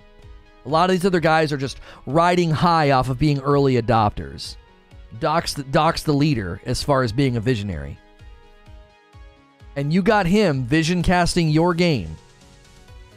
And he's considering all angles. The guy's brilliant. He's considering all angles. The UI, the gameplay, the pacing, the entertainment factor, the narrative, the drama, all of that can hit a crescendo that no other game will be able to hit, because all these other games are trying to capitalize on a trend. They're not trying to set their own. That's the difference. I think that's going to be the difference between what Dr. Disrespect, Midnight Society, Game Studio. I think that right there, that is going to be the difference. All these other games are trying to capitalize on a trend. Doc's going to create a trend. I think that's the difference. Because that's what he's doing. He's already doing it. He's already changing things. He's already done it. It's like when the Joker tells Batman, you've changed things. We can't go back to the way that things were. Like, Doc has changed people's perception of what the live environment can be. It's you're voting on a tactical shooter? No way. It'll be a BR. I will literally put $50 on the table right now. I will pay you $50 if it's not a BR. It will be a BR. Battle Royales create a drama and a narrative that's different every time. They're ripe. They are ripe for live streaming greatness. I can't see him whittling things down to a tactical shooter. No. CSGO and Valorant and who knows what the frick's going to happen with Overwatch 2. But CSGO and Valorant, let them have that corner of the market. That's not a market that I see Doc trying to lean into. CSGO and Valorant is nothing. He's never really dabbled there for very long, if at all. That's no.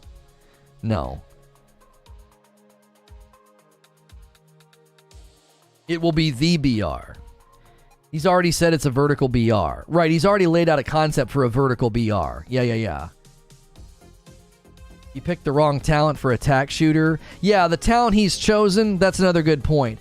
The talent that he's chosen, absolutely not. I can't see it being attack shooter. No way. We'll have to account for inflation in 5 years when they finish the game. You'll owe me $500. It's not going to take 5 years to build this game, homie. 1.5 tops. 1.5 tops. Unreal Engine 5 building a BR, they don't need 5 years. No. 1.5 to 2 years tops. This thing will be brought to market very quickly. Very quickly. They slapped Fortnite together so dadgum fast. Fortnite Battle Royale. Come on now. It's Unreal, baby. It's agile. It's pristine. What's meant by vertical BR? I believe the idea is that you're attempting to... You go up vertically as you play, right? I've not seen his drawing, but when I hear it, that's what I thought. Is like there won't be like zone closure. There'll be like zones pressuring you to go up. The vertical nature of the game is like you're thinking in the realm of like narrowing and getting higher.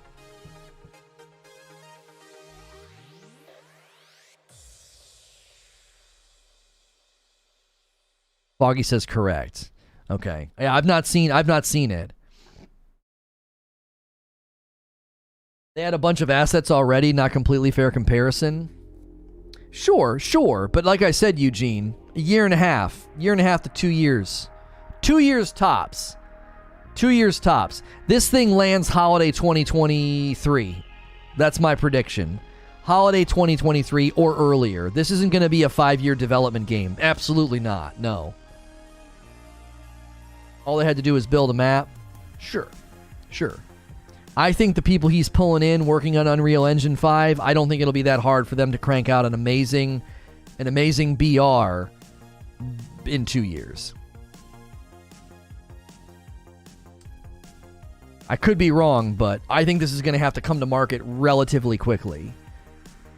He painted a picture of everyone spawning on a different floor of a building, and the building is on fire. The fire is random in the building each match. That's what I pictured it as. Like, you're literally going up, you know, there'd be elevators, there'd be stairwells, there'd be escalators, you know, you'd have grapples. Yeah.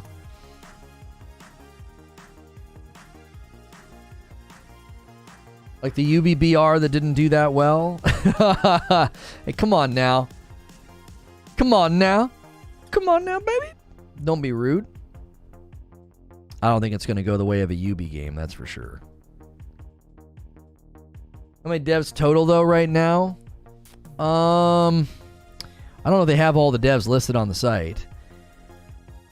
They have a creative director, studio head, and a gameplay engineer, and a concept artist.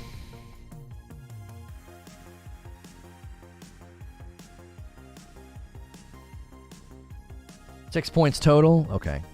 If you're new and you're just tuning in, we are covering the Dr. Disrespect Midnight Society Game Studio announcement. I do gaming talk shows Monday through Friday, like video game news, basically, like gaming news. And if you're enjoying the show, do me a favor and hit subscribe. You can introduce yourself in chat. Subscribing is required to talk in chat, but subscribing is free. You can also take our poll. Dr. Disrespect Game Studio, Midnight Society, will the game be good? 700 votes already. Holy moly, a lot of votes. We must be having a lot of drive-by viewers right now, because they're not subbing or saying anything, but they're stopping in. We appreciate you stopping in. When's Lono going to announce that he's the CM for Midnight Society? I really think you guys underestimate how much companies are going to stay away from me. I really think you underestimate how unlikely it is that right now, especially after I just absolutely poked the Bungie hornet nest. I don't think so. I got out a sword and just shoved it in the hornet's nest. I don't know. Who knows? The public could be looking at Bungie and being like, those guys are a joke. You know? I don't know. Who knows? Guy like Doc, company like his, could be like, we think you guys are a bunch of chumps. And the public would run with that. They'd be like, well, they don't care. That's the end of that, I guess. That's the end of that. A Logan Paul Lono boxing match? Oh yeah, I would get in the boxing ring with him. Yeah, that's fine. You want to pay me $1 million to black my eye, and then I'm like, that's fine. That's fine. Take care of my kids' college if they want to do college, or some seed money for a business. I'll do that. I'll let Logan Paul punch me in the face. Daddy, why do you have a black eye? Well, they don't call me that. Papa, why do you have a black eye? It's for your future. It's for your future. Oh, it hurts. You do become a CM, the first thing you would need to do is at Cosmo and DMG? No. I'm done with them. They don't matter. They don't matter to me. You know what I'm saying? Fast forward, and this channel hits some really great, amazing sub. You know, a couple of years, we're sitting on 100K and just doing our thing. They don't matter. Well, who are they? Who are they? You know what I mean? You can virtue signal to the applause of insects. I don't care.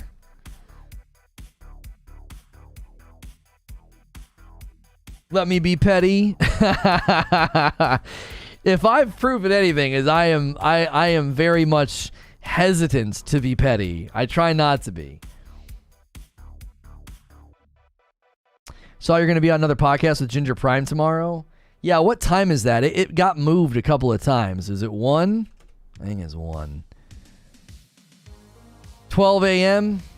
12 a.m. Eastern. Yeah, 12 a.m. Eastern. Yeah. 12 a.m. Eastern tomorrow. I've had a couple people, too, from the Destiny community suddenly follow me on Twitter. I'm like, are you following just for the spectacle, or are you getting ready to, like, Bury a hatchet. I don't know.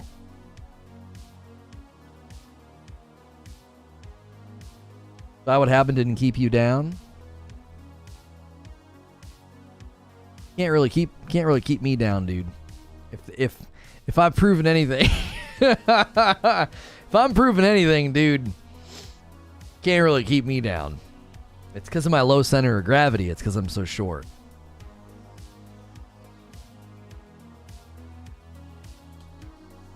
I haven't rescheduled.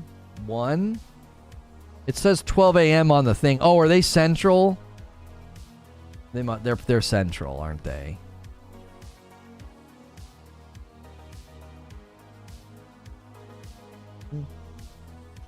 Boop, boop, boop, boop. 5-2. Lono's used to being down. Don't be rude. Don't be rude. Because of your strong foundations. That's true. It's going to take more than 2 years to develop if the game that won't be early access with tons of bugs. I don't know.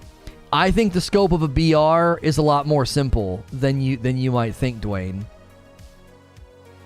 Imagine if Battlefield would have been one map. Do you think they'd have the problems that they have right now? If it was one map. I'm being serious. I'm not being like contentious or like snippy. I'm being dead serious. Do you think if like Battlefield 2042 was one map, do you honestly think they'd have the problems they're having right now? No, I don't think so. I think when you strip things down, you have a single map, a single pool of weapons, and no vehicles. Let's just say they don't do vehicles. I don't know, man. I think that really shrinks scope. The more controlled the scope of this game, the better it'll be, and the more efficiently they can make it.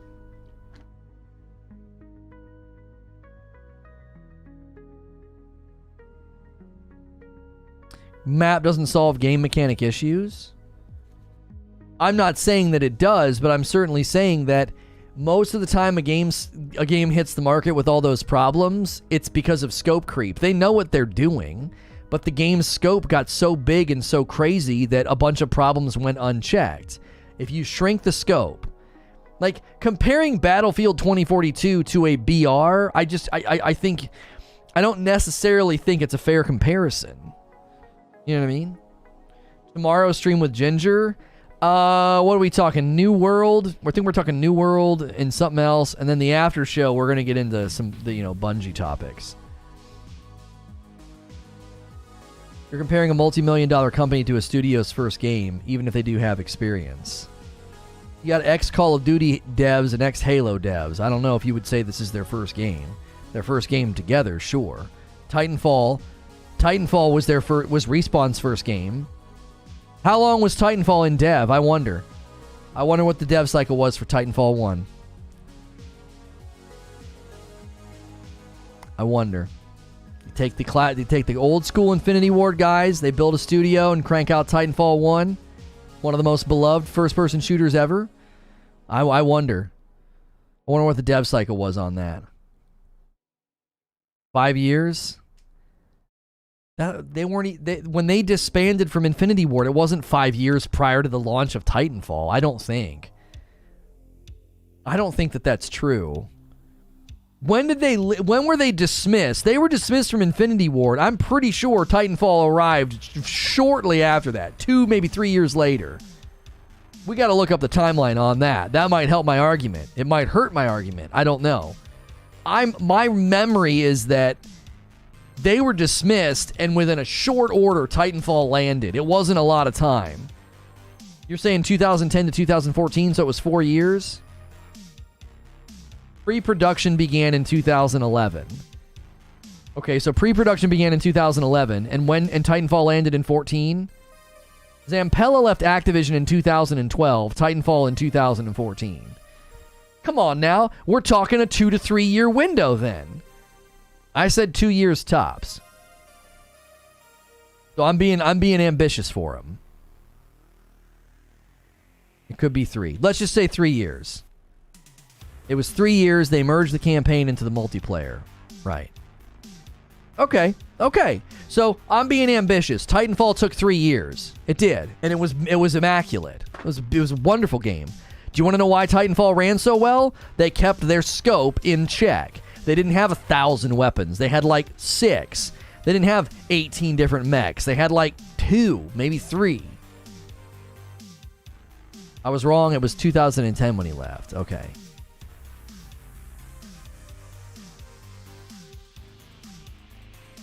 So in my mind, you got Doc, you got this team.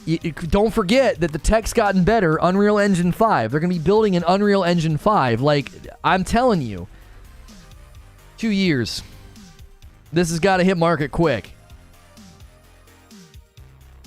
They used Source Engine, which helped, right? Pre-existing stuff, right?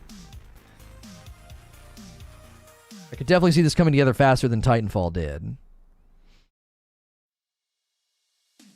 The engine was awful, though, so Unreal, they might get it done in a year or two.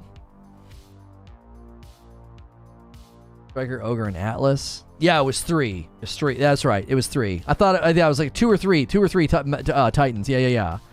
Striker, the Ogre, and the Atlas.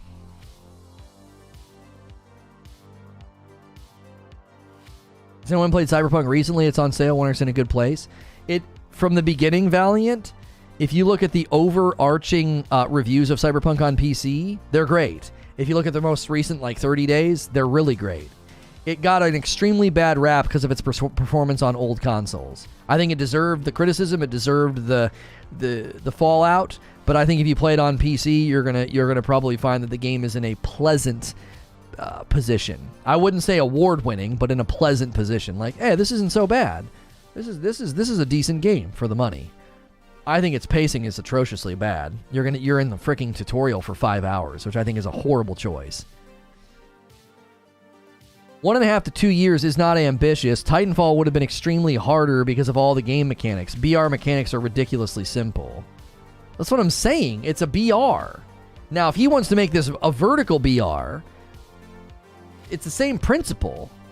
You're just saying instead of being spread out, it's more spread up, and then you just have a fire that's making people go upwards, you know?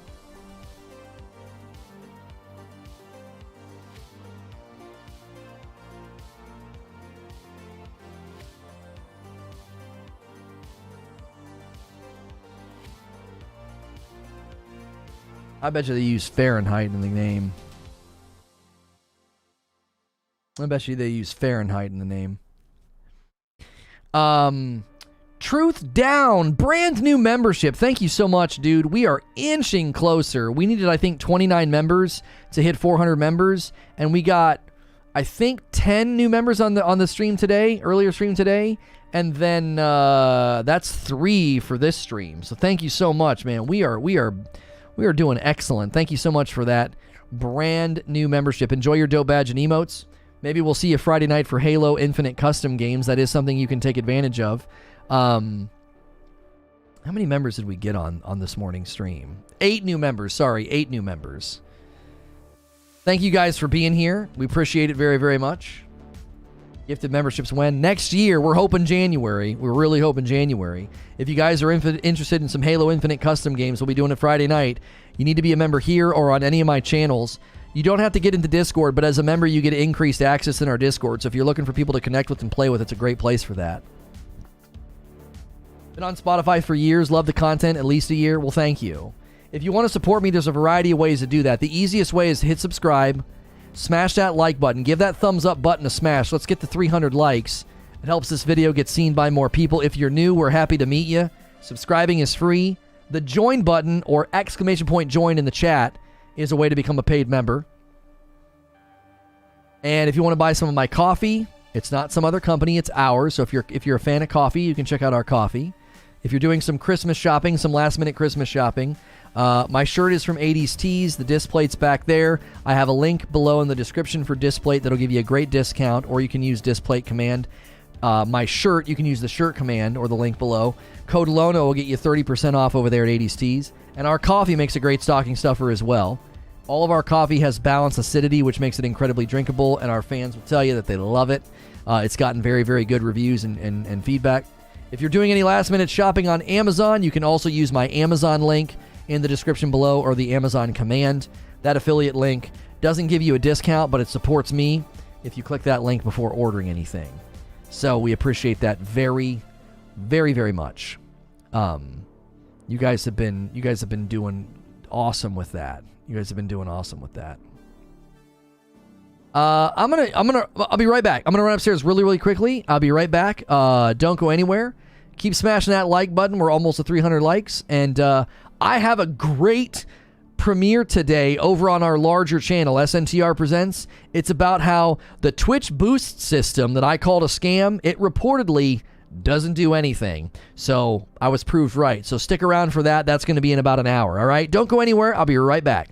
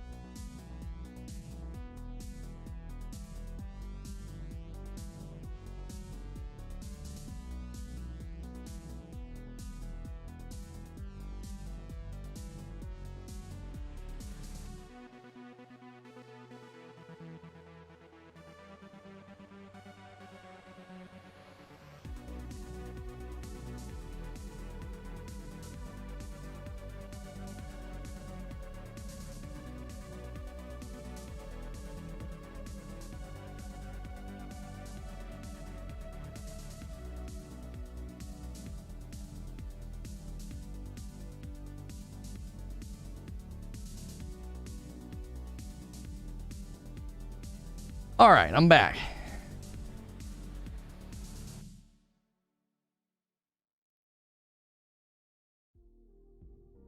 Murph says, you bet your stream, Lono, that as soon as YouTube adds gifted subs, I'm going to dump a bunch on people. Well, I appreciate that. We got about an hour left in this show, and I got to tell you, today has just been another stellar day. If you're a newer member of the community hanging out, listening, lurking, watching, or you've been here for a long time, I got to tell you, it just, there's a real special feeling that I get when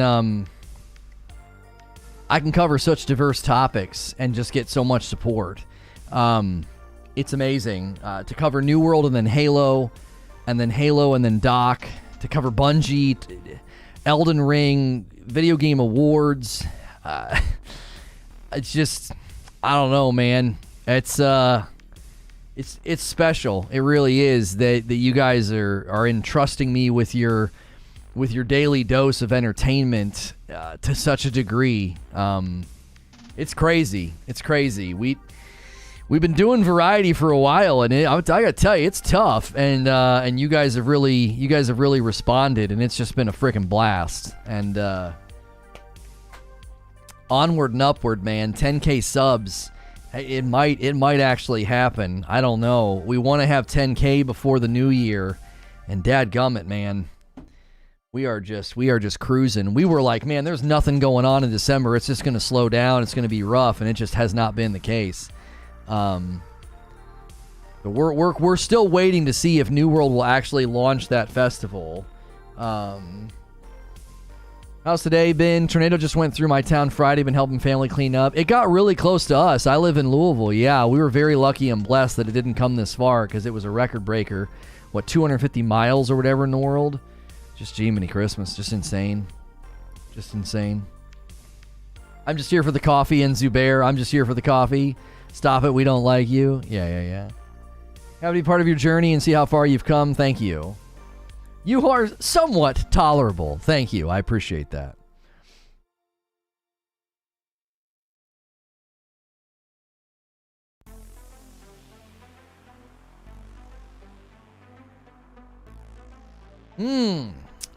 People in town and traveling and stuff. I haven't trimmed my beard in an age. I'm trying not to mess with it so much, but it's driving me crazy. I got to trim it. I live just south. Didn't realize you were so close. Yeah. I've been in Louisville for next year. It'll be 20 years. It'll be 20 years. I'm going to get to that tipping point where I'll have lived longer here than in the city and state that I grew up in, which was Canton, Ohio. So yeah, moved here in 2002. So we're getting real close to the 20-year mark for me to be in Louisville.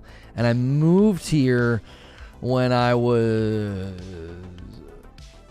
21. So a couple of years away from living here longer than I lived in Ohio. Getting close to that tipping point. Got to trim and color it in. Yeah.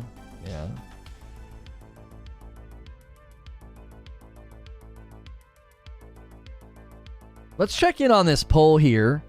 We may still be getting some folks, coming in wanting to discuss it. The Dr. Disrespect Game Studio, Midnight Society. Will the game be good?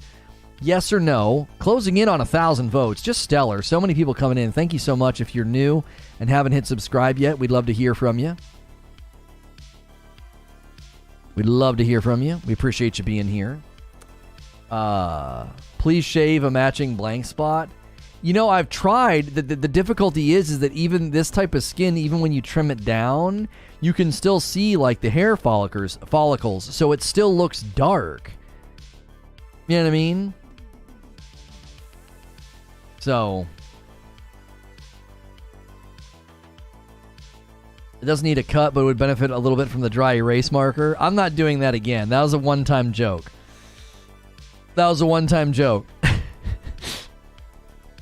Gotta use a blade? No. I'm not. I've not touched a blade. An actual razor has not touched my face since before I was married. I've been married for 14 years. I think 15, maybe 16 years ago, I actually used a razor on my face, and I haven't since. I just trim it down with a beard trimmer. I passed the point where I've lived far away from home longer than I lived there. It'll take a while for a single place to surpass that. You miss the long hair? I don't. When I see video footage of me with long hair, I'm like, yeah, I like it. It looks nice. I think I had good hair. Like, some guys have long hair and it looks awful. It looks like dirty. Like, I had good long hair, but I don't miss it at all. I think the short hair is better.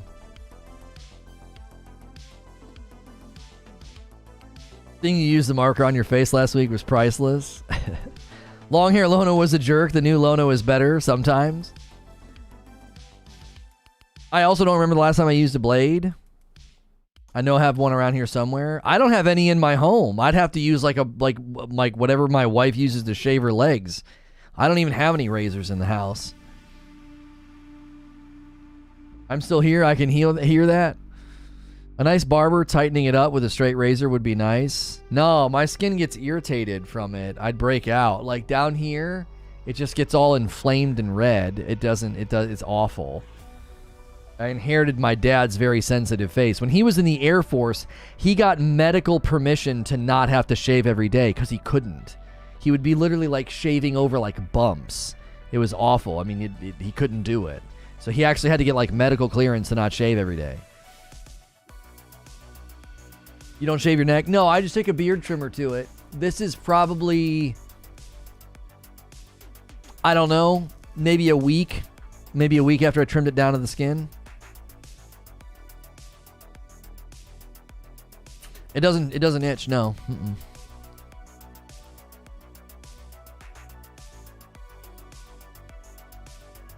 I envy everyone with a beard waiver. What's good, Zen?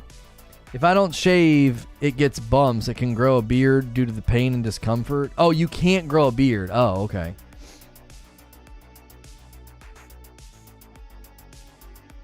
It's called a no-shave profile. Oh, really? So you're saying black folks go into the military and they get that allotment as well? Like they don't have to shave as often? I had never heard of that. I knew, like I said, my dad had to literally go to the barracks doctor or whatever the heck and was like, I can't. Like, look at my skin. It's so irritated. I cannot shave.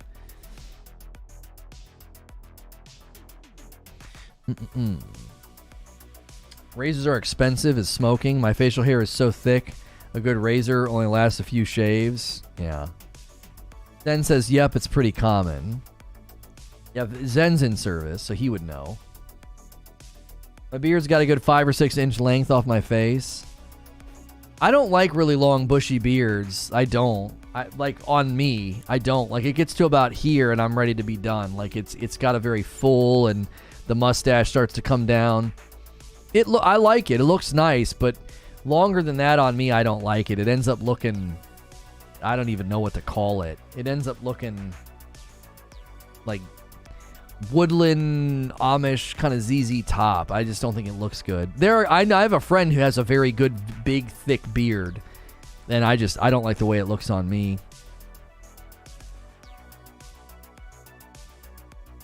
Destiny 2's bounties also steer me into activities I don't want to do. I think Halo's progression system is below average and but better than horrible. I think in general, when a game steers you to where they want you to go and you don't get to go, you don't get to drive, I don't know. I think that's a mistake. Like, one of the tricks I think in game design and even in marketing, right? I think is getting people to do something and they think they're choosing it for themselves. Does that make sense? Like, if they think that they're choosing it themselves, then there is sort of there's more of an ownership of it. Like, I did that. Like, have you ever played a game and you get to the end of the video game and the skill tree is completely filled out because you got to the end? You don't take a lot of pride in that. You might, in the sense of like completionist accomplishment, but it's not like it's your build that you came up with, right? You're like, ooh, I did such a good job. No, you didn't. You got to the end of the game and all of the boxes are checked. So you don't take as much pride in it. But when you got a game where you got to pick and you got to choose what you're going to have and you end up with a build and it's strong and it's effective, you are proud of that. You have a sense of ownership. You're like, this is my character. This is my build. And that's why, and a lot of that, they've passively guided you toward it, whether it's with, items that you found, or certain things are stronger than others, or certain builds have clear synergies with certain items or whatever. They've certainly guided you to it, but they haven't like forced you into it.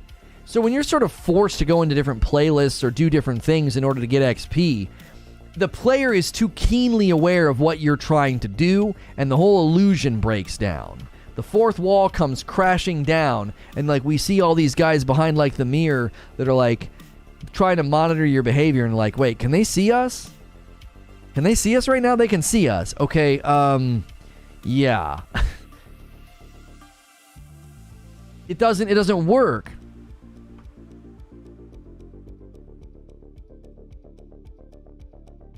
Destiny bounties don't force you anywhere because the bounties themselves aren't necessary. Well, historically, they were extremely necessary for advancing in the battle pass, so I think it's a good analogy, but maybe not anymore because they made them less, they lowered their XP payout or whatever because they were too central to the grind, and that's all anybody did was grind bounties in a lost sector.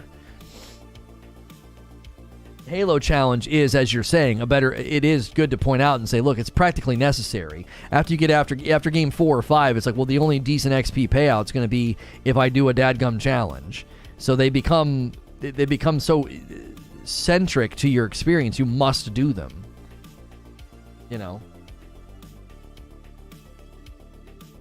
Got my coffee today and a nice piece of art. The coffee tastes great and did not bother my stomach at all. Hey, MJ, were you one of the guys that bought it on my recommendation that like the balanced acidity, it should be easy on your stomach? Because I said to people, I'm like, you know, if it's hard on your stomach, you know, we'll take care of you. But I'd had multiple people tell me that. They're like, I can't drink coffee, it's too hard on my stomach. And then they tried our light roast and they were like, I actually can drink it because of the balanced acidity. Oh, you were one of the people. Okay, well, I'm glad. That makes me happy. If coffee is hard on your stomach in general, the best thing to do also is, and this helps me out because I used to drink coffee and then like an hour later I was like, is drink a junk ton of water as soon as you wake up. It makes the rest of the day so much better.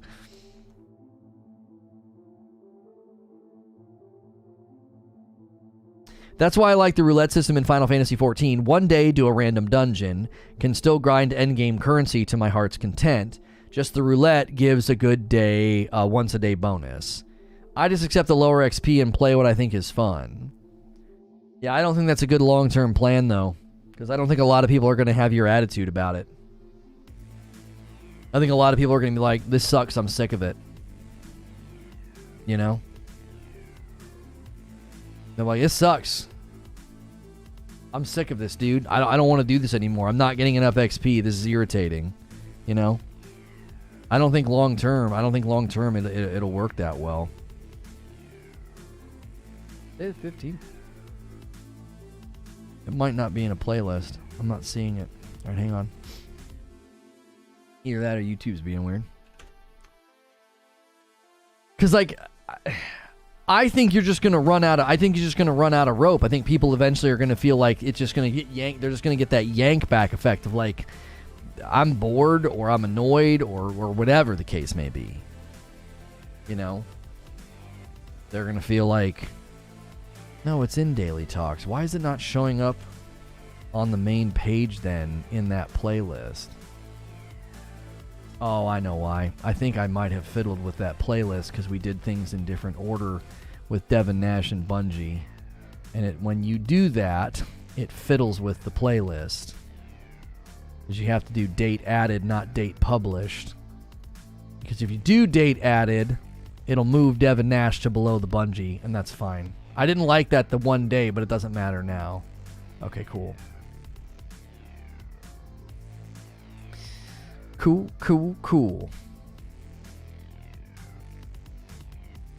Mm-hmm. There we go. That'll be a good premiere this afternoon, I think.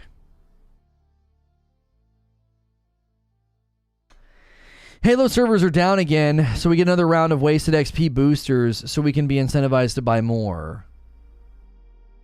Wait. Shouldn't those XP boosters only be active when you're actively playing? So if you pop an XP booster for 2 hours, you can only play for an hour. Shouldn't you come back and have an hour left? When coffee's messing with my stomach, I found a simple solution. Just power through it because I ain't going to survive the day without coffee. It worked perfectly. Dubear says, none of this conversation should ever be taken as you are having fun wrong. You don't need to defend enjoying things. Right.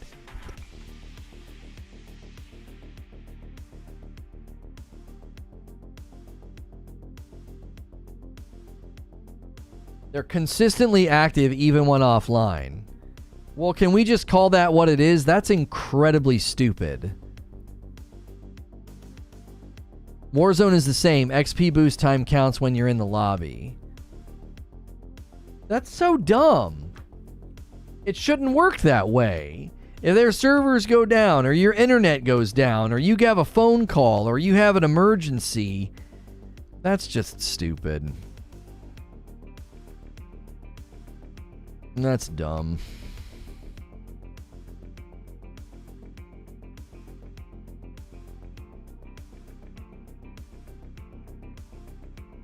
It's like Call of Duty. You pop the double XP, it lasts an hour regardless if you play or not. That's only okay if it's a booster is like 12 hours or a day. Personally, that's how they have been. Well, I mean, I could just... I'm not saying that, like, that's dumb because of the industry standard. I'm saying that's just dumb because it's dumb. Do you know what I'm saying? Like, it's dumb because it's dumb. It's not, I'm not saying, well, that's insane. I can't believe they would do that. The industry doesn't do that. I mean, you guys are definitely proving that the industry does do that. I'm not going to couch my argument in what the industry's doing. I'm couching in the fact that that's just freaking stupid. You know how they changed that? It used to be an hour and they increased it to 2.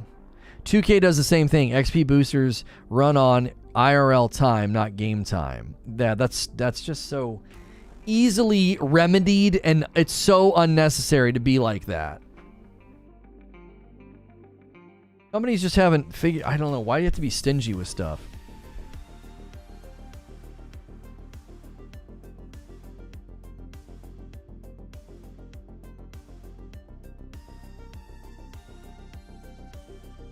Was Doc in the military? Oh, I don't know. I don't know.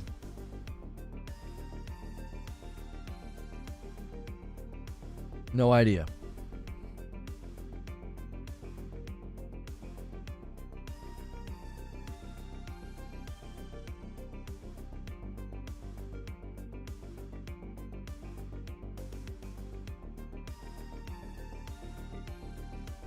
Halo Redditors have been pushing for the XP boost to just be the next 4 to 5 games. That's how it should work. If you're tuning in, we have discussed... we're about 2 hours into the broadcast. We have discussed the Dr. Disrespect Midnight Society game studio. If you want to throw into the conversation, hit subscribe so you can talk in chat. You can take our poll at the top of chat. Dr. Disrespect Game Studio, Midnight Society. Will the game be good? Almost 900 votes. 82% saying yes, 18% saying no. Thank you for being here if you're checking out my stream for the very first time. We do gaming news talk shows Monday through Friday. This is our second show of the day. This morning we talked about the Halo Infinite Battle Pass and why it's still bad. That's why it's coming up again in chat right now.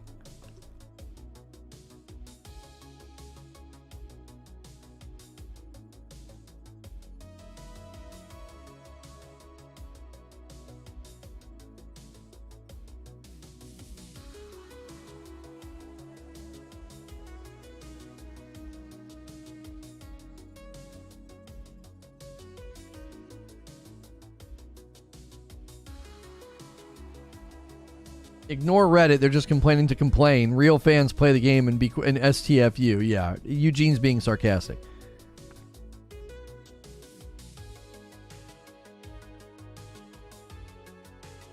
Also, use code Lono in the Epic's game launcher. That's true. You can.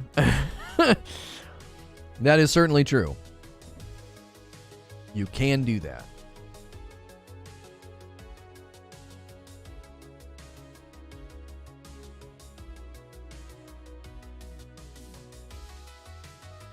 Real fans play Halo just for fun.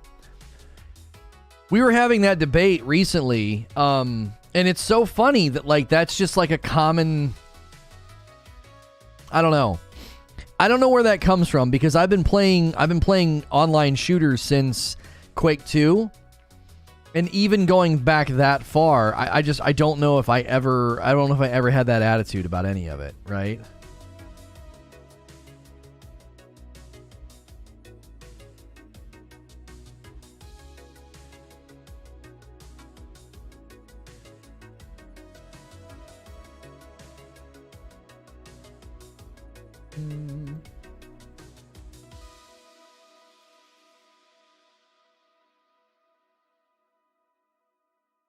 I was kidding. I think it's stupid. I played all the Halos, and these days, just for fun doesn't cut it.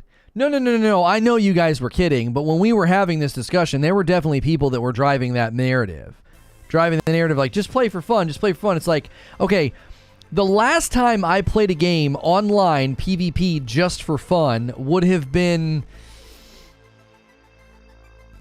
on my PC, Call of Duty 2, in the modded servers where you got like the red crosshair and the scoring system and everything had been adjusted. That was an age ago.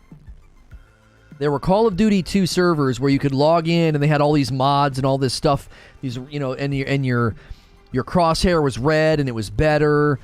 And they had like these specialized rules. It was really, really good. They were great servers.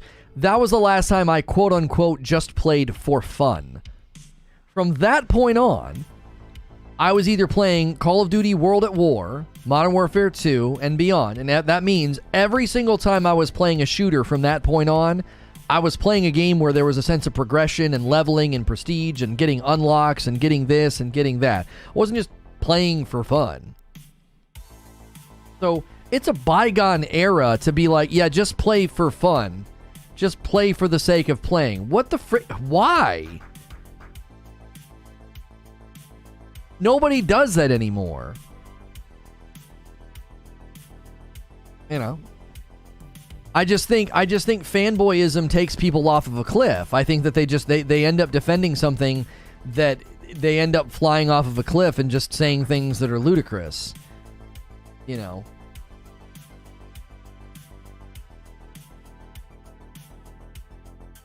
They look back on those times fondly because of the progression, customization that came from playing beyond just fun. Yeah, think about all the stuff people were talking about the other day, like the things you got in Halo. I've seen like pictures of the Halo ranking system and how much people loved it and praised it. And it's like, you weren't playing just for fun back then. You were playing to rank up and see a number go up. Like, that mattered. Why can't you just play for the memories that you make along the way?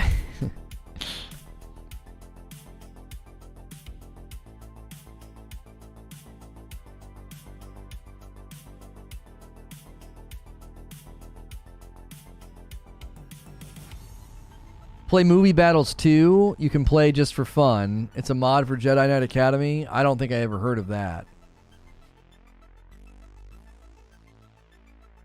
Me as a low rank ran over elite ranks. Hey, man. Just curious. Are you thinking of doing any coverage of Final Fantasy VII PC release tomorrow? Probably not. No. No. Probably not. Generally speaking, we found our lane and how we can, you know, niche down, you know, or niche down. And certain games and things just don't seem to fit. Like, there's not really a reason for me to cover and play Final Fantasy VII for an afternoon. Like, I know we're missing out on a lot of, like, new games, and we made some changes thinking that, like, it would open up the runway for me to play new games, but I'm just a host at my core. I'm a talk show host, not like a hey, come watch me game. There's certainly room for hey, come watch me game. But it isn't the main wheelhouse. It just isn't the main wheelhouse. There's been plenty of games that we've just totally skipped out on for that reason, you know?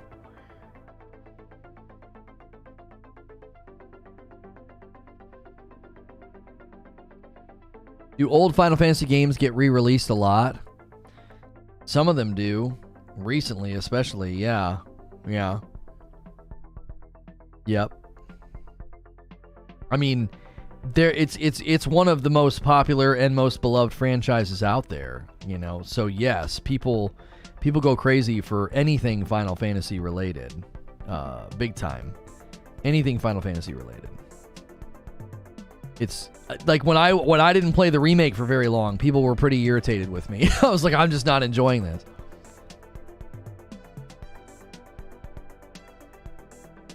I think anything the doc touches will be gold. Yo, what's good, Frank? Playing a game for fun only lasts about 2 weeks max for a game, says Deadly Dad Gaming. The longevity of a game comes from the long-term goals and progression that you work toward. Yeah, a lot of people would agree with you. Yes. Did anybody play the campaign for Halo? Nobody got any progress if the online or anything from it. Was that not satisfying because you didn't progress? Or did you play it because it was fun? Let me ask you something, elitist. Are you going to go back and replay that campaign 1,000 times? Because that's essentially like asking somebody to play PvP and never make any sense of progression. That's what you're asking. You're asking them to replay something over and over and over again with zero sense of progression. There is a sense of progression in the campaign. Do you want to know what it is? It's the linear completion of the story and the campaign. You do get a sense of progression. You're going to the next mission. Oh, by the way, you do get things in the campaign that you unlock. You get the Spartan cores to spend in your skill tree. There are things you can find in the game that are cosmetics as well for your Spartan in multiplayer.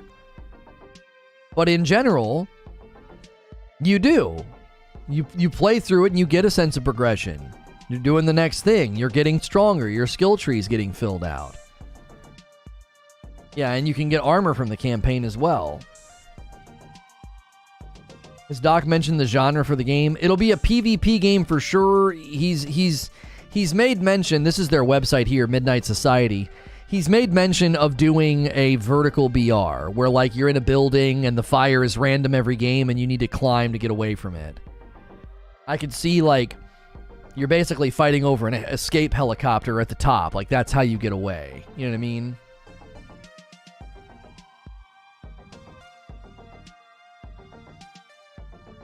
Hilly says that line of argument falls down when you look at the Master Chief Collection. Right, the Master Chief Collection has an amazing battle pass. Do you remember when we covered the Halo Infinite Battle Pass when they announced that there'd be no FOMO? And everyone went nuts, and everyone said, this isn't surprising, they did such a good job with the Master Chief Collection Battle Pass.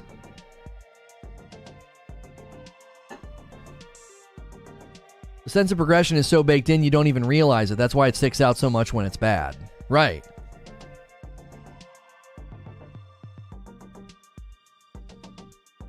Can you repeat the missions, or you'd have to start the game over from the beginning?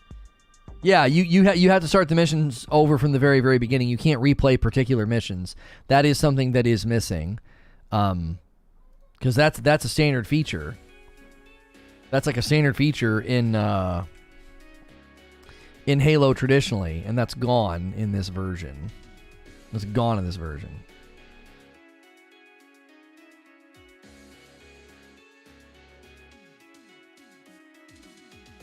Wheezy's like, I mean, there's no FOMO, but it's just a dog crap battle pass. If you guys were tuning in for the Dr. Disrespect Midnight Society Game Studio update or discussion or whatever, you can take the poll at the top of the chat. Dr. Disrespect Game Studio, Midnight Society, will the game be good? The game that they end up making, will it be good? I want to know what you think. I made my own argument about why I think it will be good. Curious if anybody's disagreeing with that sentiment. It is going to be almost an 1,000-vote poll with an 82% saying yes. If you're new and want to talk in chat, be sure to hit subscribe. It's free to subscribe, and then you can let us know what you think in chat. We are going to be doing some Halo Infinite custom games on Friday night. Again, we did some last week. You do need to be a member if you want to join us, but you don't have to become a member. We are asking for folks to try to hit the 400 member count on this channel. This morning when we started, we needed about 29 members new to do that, and we have gotten 11. So we got over a third of the way there just in one day. So if we hit 400 members before Friday, I'll bring back my split screen esports casting desk, which I'll give you a little sample. I've been giving people samples. This is the transition screen. There you go. I'll give it to you one more time. There you go. So that's the transition screen. It's a fully decked out casting desk studio scene that was built for me by some dope homies, and it was a long time ago, and we're thinking of bringing it back. And if the support for Friday nights is insane, when good things will happen. Just trust me on that. We eliminated FOMO. How? We didn't make anything worthy of fearing you'd miss it. Gotta save that membership money for Halo armor, sorry. Better start prepping the desk. I have a feeling it's going to work out. The future might be interesting if Doc's game has really good aim assist on controller. Maybe. I don't know about Doc. I don't know what Doc and his boys and his homies think of aim assist, though. Wheezy says, if you ask me, I would rather have a battle pass that expires and respects my time versus one that lasts for forever and is god-awful. I'm taking the former 10 times out of 10. Do you know why I agree with you, Wheezy? Because it's better for people to feel satisfied in the present when somebody in the future might be a little disappointed with FOMO. But it's far better for your captive and engaged audience to feel really good about what they're experiencing. That's way more important. And they're failing to do that right now. They're failing to deliver that. Oh, that was a JK. I was like, I don't know about that.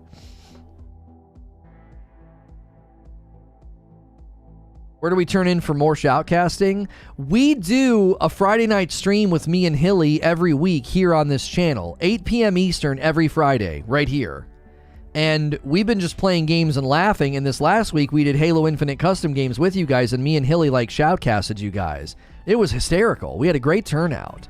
And I said this week, I said, you get me to 400 members, I said, I'll bring back the split screen desk. We'll do a special episode on Friday night. That might not be the last you see a split screen, but that's all I'm going to say. No better game to bring back split screen than for Papa Halo? Right. Split desk. Have you not seen Doc's rants about control aim assist? No, but I know him and the boys don't like it. You lost your voice? Have you gotten it back? You were already scratchy coming into the night, though. You were probably dealing with allergies or something. I don't think it was the shoutcasting that did you in.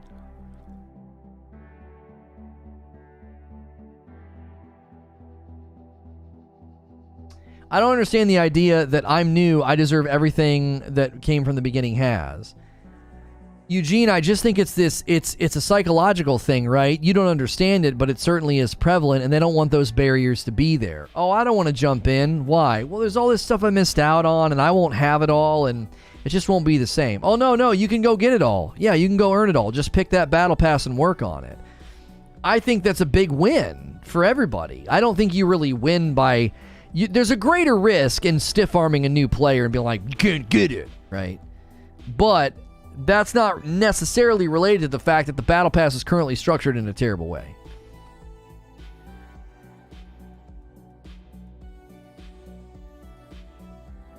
It's where I pay attention that much to your content. Split desk, split screen, it's all the same. I get that, Abe. I get that, Abe. You know what I'm saying? You know what it's like. You know what that's like. You know what I mean? It's all about... What do you mean? What do you mean that I know what it's like? What do you mean, you people? Would you consider co-streaming the HCS events as a way to bring back split screen? I don't know. The difficulty with co-streaming events... is they're going to have their own commentators. Like what I did with split screen was I just found people's streams and would just shoutcast them while they were actively playing. It's live, it's hot, it's awesome, right? You know what I mean? And so I would think that the hang on a second. There we go. I would think that would be our biggest dilemma. Right? That would be our biggest dilemma. Get ready for more overpriced unfinished garbage straight from the you made rich this crap in an industry standard. Now go outside and play, little kids. What on earth? You feeling okay? Yeah, do you need a Snickers? Bob, are you okay? We already like you because your name's Bob the Muffin. So Zubair's already looking at you, like he wants a cuddle. I mean, you are Bob the Muffin, and that sounds like a very snuggly, delicious name, but it seems like you're having a rough day. Are you okay? Shoutcasting the shoutcaster seems tough. Right, like pulling up an existing event would be really, really tough. Okay.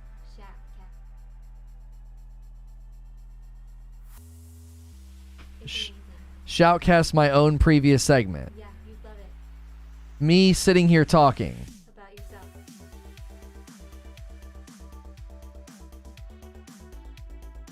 Get out. So good, right? Get out. I'm like, get out. Both. Did Bob just tell us to touch grass when it's very obvious he needs to? The most of these games are touting we have the best battle pass with no FOMO. The battle pass is generally unbearable. I think unironically, the FOMO battle passes need more value. That's true. That's true because you have to play. And if you don't care, right? Listen to the woman. Hilly says, I thought our forensic analysis and combat commentary was unmatched. It's true. It's true. It's true.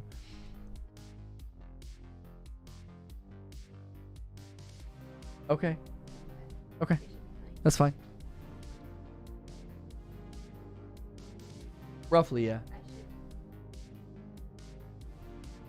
Okay, that's fine. Here's Lono talking about random crap once again, completely ignoring the topic of the day. What a professional streamer. Oh, wait. Oh, my gosh. Abe. I almost read that out loud. Oh, wait. He just... Yeah. You shoutcasting your own gameplay would be hilarious. There was a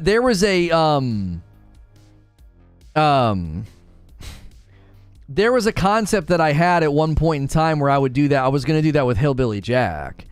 I was going to have Hillbilly Jack go back and shoutcast my games and make fun of me. Because there was a time where, I don't know if you guys remember this or not, if I got a victory, if I got a Battle Royale victory, I was doing solo squads, I would then have Hillbilly Jack take over and try and beat my score. That's what I would do. And he would come in and make fun of me, and he'd say all this stuff and talk about how he was a better player. I found a clip the other day was just so gold. I'm running, like, Hillbilly Jack's running his mouth at a guy. He's like, it's just me and you, buddy. Ain't nobody left. Nobody's gonna come to save you. And then he lands the shot. Nobody's coming to save you. Oh, it's so good. It's so good. Like, removing my bias, I can look at that content and I'm like, this was good. This was good content. And nobody liked it. It just, maybe we didn't give it enough time. You know, there's a time where Hillbilly Jack's out in the open. He's like, you better get to getting before you get got. That is my motto. And as he says that, he kills a guy. He lands the shot. Like, I'm telling you that it was so irritating the way that platform treated innovation. I can't stand the way that when Ludwig talked about leaving because they wouldn't back his ideas and his innovative moves and the new things he wanted to do. Like, it resonated with me. It was like I had such a good idea and nobody backed it and nobody supported it. Now tell the audience how hard you crapped on my idea of bringing him back. I didn't crap on the idea. I said, I'm not cut that way. I'm not cut that way. Creature wanted me to bring him back in a particular way, and I was like, I can't do that. I can't write skits.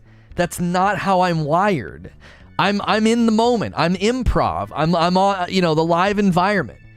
Like Mr. Destiny telling some guy he can go watch his Dragon Balls. Calling Dragon Ball Z Dragon Balls. Like, you know what I'm saying? Like, I don't know. Like, I can't write skits. I can't do it. You've never seen this HBJ person? Oh, golly. Hillbilly Jack needs to be resurrected for Red Dead Redemption.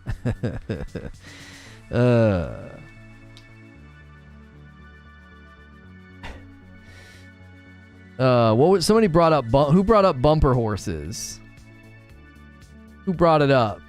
Somebody brought it up. HBJ playing bumper horses was a classic. Yeah, Bowers. Just running into people. Give us a small HBJ preview, Lono, for the one time. I've been doing it right now. Like, come on, Richard, we got to get over there. Hillbilly Jack's got stuff to do. HBJ's on the way. Like, that was his attitude. He was this arrogant hillbilly. Yeah, wiggle worms. He tied up all these different people and put them in the road. We got this wiggle worm challenge. Got to put them here in the road. And I had all these people tied up in Red Dead, and they were wiggling. So I was having a wiggle worm challenge. How many people could I tie up and put in the road before I got killed? HBJ yelling at Richard was some of the best content, dude. It was some of the best content. Come on, Richard. And Richard's such a good name, and it was a total accident. We tried to name the horse Larry. They said it was profane, so I changed the name to Richard, and it stuck. And Richard was just, it was such an accidental piece of comedy, just punching him in the face, Come on, Richard, and he'd punch him, and then the horse would spin around and kick him. HBJ is you or a persona? HBJ was a character. HBJ, Hillbilly Jack, he was a character. Yeah. Yeah, he wore an appropriately themed hat. He had a John Deere hat that somebody sent me. A John Deere hat and aviators. Yeah, and then when we played Red Dead, he wore a cowboy hat and pulled it down. And back then, it was a pretty decent transformation because I had long hair, and I would take my hair and I would shove it up in the hat. So all of a sudden, you get this short-haired guy on stream with the ball cap and aviators just acting like a complete idiot. Oh, man.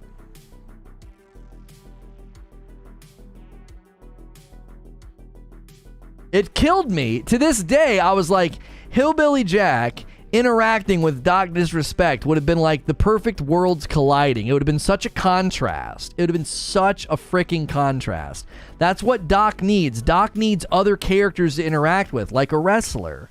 Him interacting with other streamers is hysterical for sure. Him and Timmy Tenders, yes, excellent. Whenever him and Ninja, would stream and he would yell at Ninja, it was great. It was.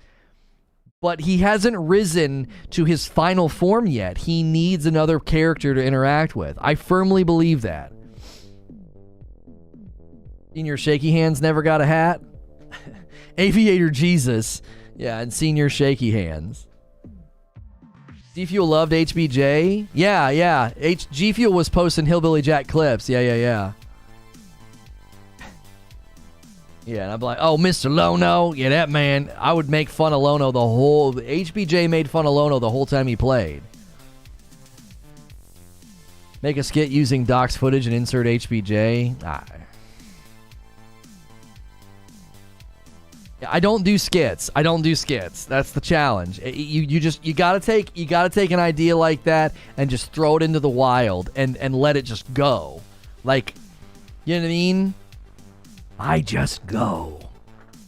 It's like the Joker says, like he's like a dog. If he caught a car, he wouldn't know what to do with it. Like, I just go. Like, you just have to turn me loose into the wild. I can't do this like sit down and write out a funny skit. Like the stuff that Lance does, Double L Lance, the guy that does like the skits where he's like, this is what it was like when Mixer shut down. That guy's hysterical. I could never do what he does. I could never do that. That's just not how I'm wired.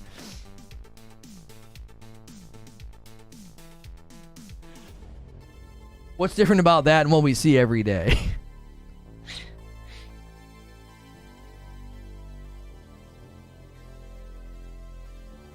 I got the hat out the other day. Yeah. See, the hard thing is, yeah, I've got a better angle in this studio. So like, I can see the screen just fine, and you can't see my eyes. Like, the illusion only works if you can't see my eyes, or it ruins it.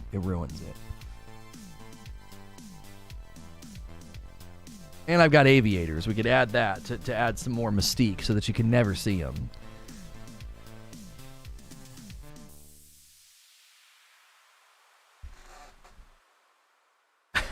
Where did Lono go?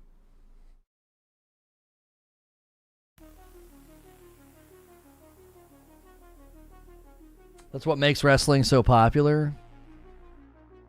I've said time and time again that Doc's my white whale. I have a Rolodex of ideas that only work with him. I have somebody ordered some coffee, taking us to like 8 orders for the day, a light roast, and a Frickmas blend to Kylie. Thank you, Kylie. Yo, it's good, Red Rocket. He's my white whale. I have ideas. I have show ideas and concepts that only work with the Doc. They only work with the Doc. Why's the whale got to be white? He's trying to get me in trouble. Hassan already got banned from Purple for saying some nonsense. I'm not getting baited. People in chat, what's a Rolodex? Doc would know.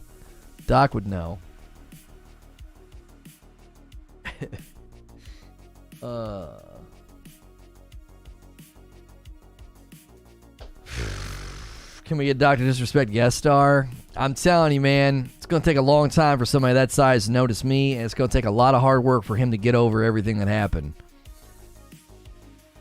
There's a lot in our way. And my tenacity and my persistence that, we could manifest it, but it's going to take a long time.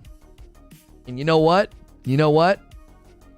We've got time. If it takes them 2 or 3 years to build this game, I got 2 or 3 years to prove it. And I did.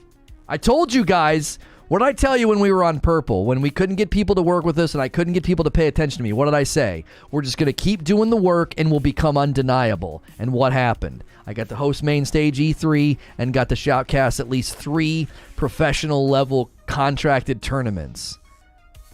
We'll just do it again. We'll do the work. We got 2 to 3 years before Midnight Society launches their game. That's enough time. It took me 5 over there. We got a head start right now. we got a head start right now. It took me 5 years over there. All right. Well, what are we a year in over here? We got a pretty big head start. We got not a bad start.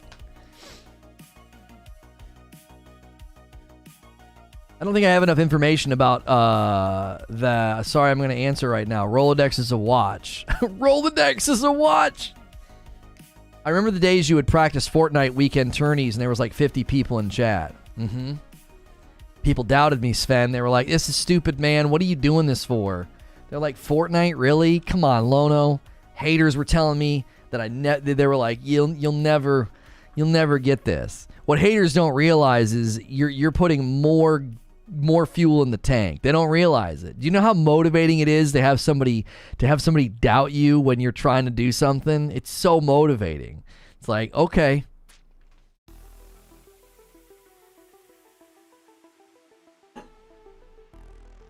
Give me a couple years. Give me a couple years. And this time, I've got a creature in my corner. I didn't have anybody in my corner back then. It was just me. It was just me doing everything that I could. And now I got somebody that understands things and can help with planning and strategy and optics. And I'm telling you, we're moving. We're moving. Like I said, eyes on the horizon. You must be super motivated then, because I've never stopped doubting you. That's right. That's right. Yo, my man Jimmy J. Rayner coming in, getting us closer to that 400 member goal. A brand new member. Welcome to Gaming Tier 1. Enjoy the dope badge and emotes. You're dope and deserve dope stuff. I don't think you should sell that coffee anymore. A new game trial has arrived on Nintendo. Don't Starve, Nintendo Switch Edition. Oh, you can play a trial version.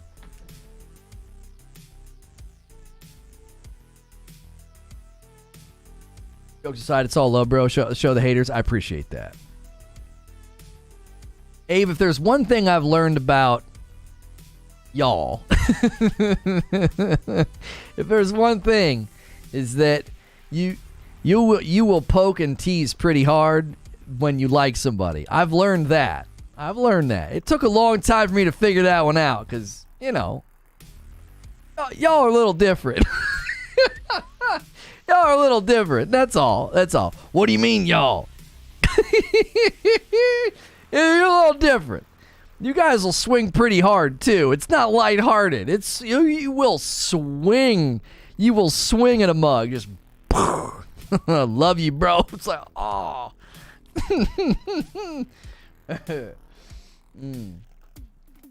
In 3 years, you dropped me for Doc.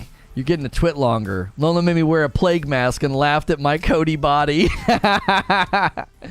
Oh, man. That's good, Hilly. That's good.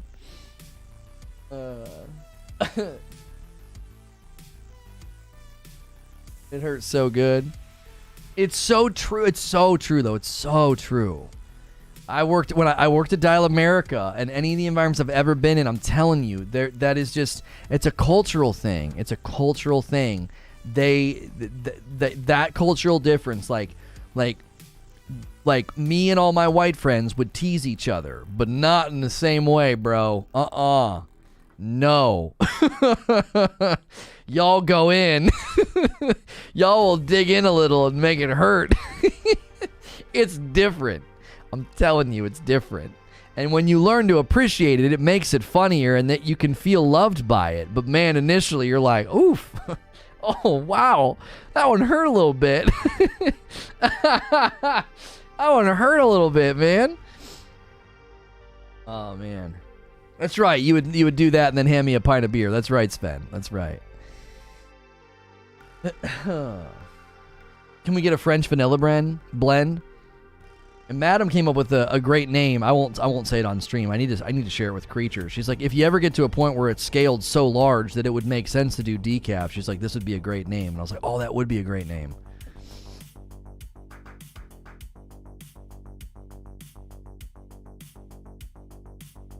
So I kind of felt bad by that one I'll watch the viewer count joke I made a while back. I might have gone too far. No, it was good. That was so well done, Abe. You can get out the bat, joke-wise. You can do it every once in a while. If you do it too much, it just starts to feel cruel. Like, have you ever been around people and it's like they're so cutting and they're so sarcastic, like they never let you come up for air? Like, I don't like being around I don't like being around people like that. Do you know what I'm saying? But if you get out the bat every once in a while and you just club your friend with the joke, it can be very, very funny. But you have to do it infrequently. Like, when I get around really sarcastic and cutting people, I'm like, I think you're just unkind, and you've learned to veil it with humor. You're not a nice person. Like, you know what I'm saying? How else does one keep an ego of your size in check, if not with a sledgehammer? Listen. I'm not as bad as I used to be. You know, I used to be pretty bad. It was rough. I know. It was a lot. It was a lot of ego. It was a lot of self-absorption, a lot of narcissism. It's still there. The leopard can't get rid of its spots, that's for sure. But you can certainly domesticate it.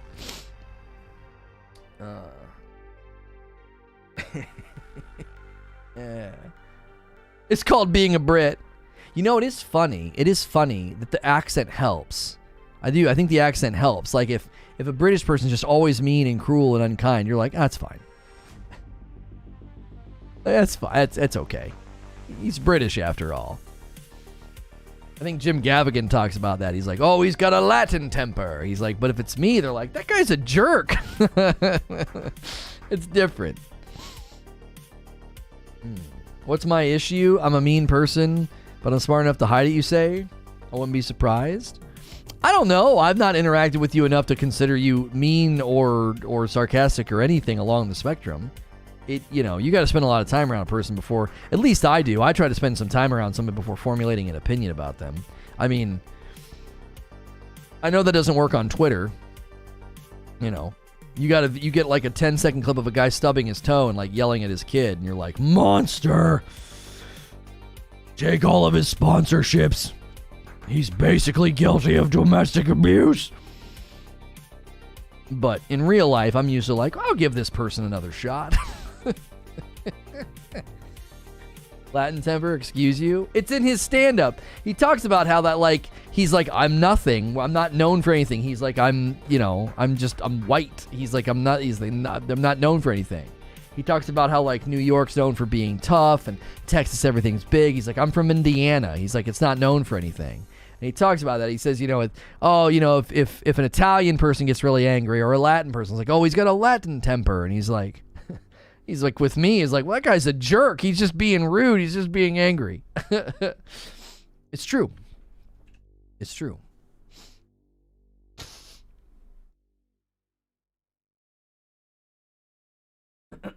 Poor Hush. Yeah, I gave like a 60-second flyover of my thoughts on that situation during this morning's stream. I don't have a timestamp for you, but I took the gloves off and put brass knuckles on.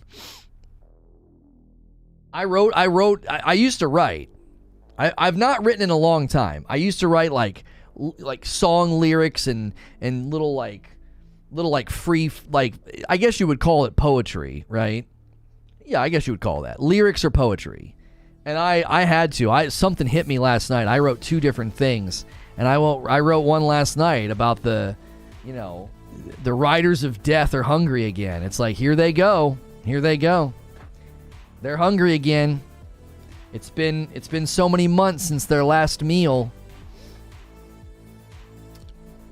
Been so many months since their last meal. It felt good. I don't know why. It felt therapeutic as frick to write that. Just a random question. Would you classify a Ritz as? It's not a cookie, but it's more like a thin snack pastry. I think that it's a thin snack pastry. I believe. Did he say pasty? No, I didn't. I said pastry. It's a thin snack pastry. They're very tasty.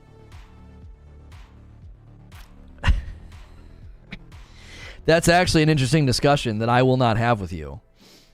That's a super interesting discussion that I will not have with you. I thought H3H3's take on it, Ethan's take on it was very interesting. I don't think I agreed with him, but I also was like,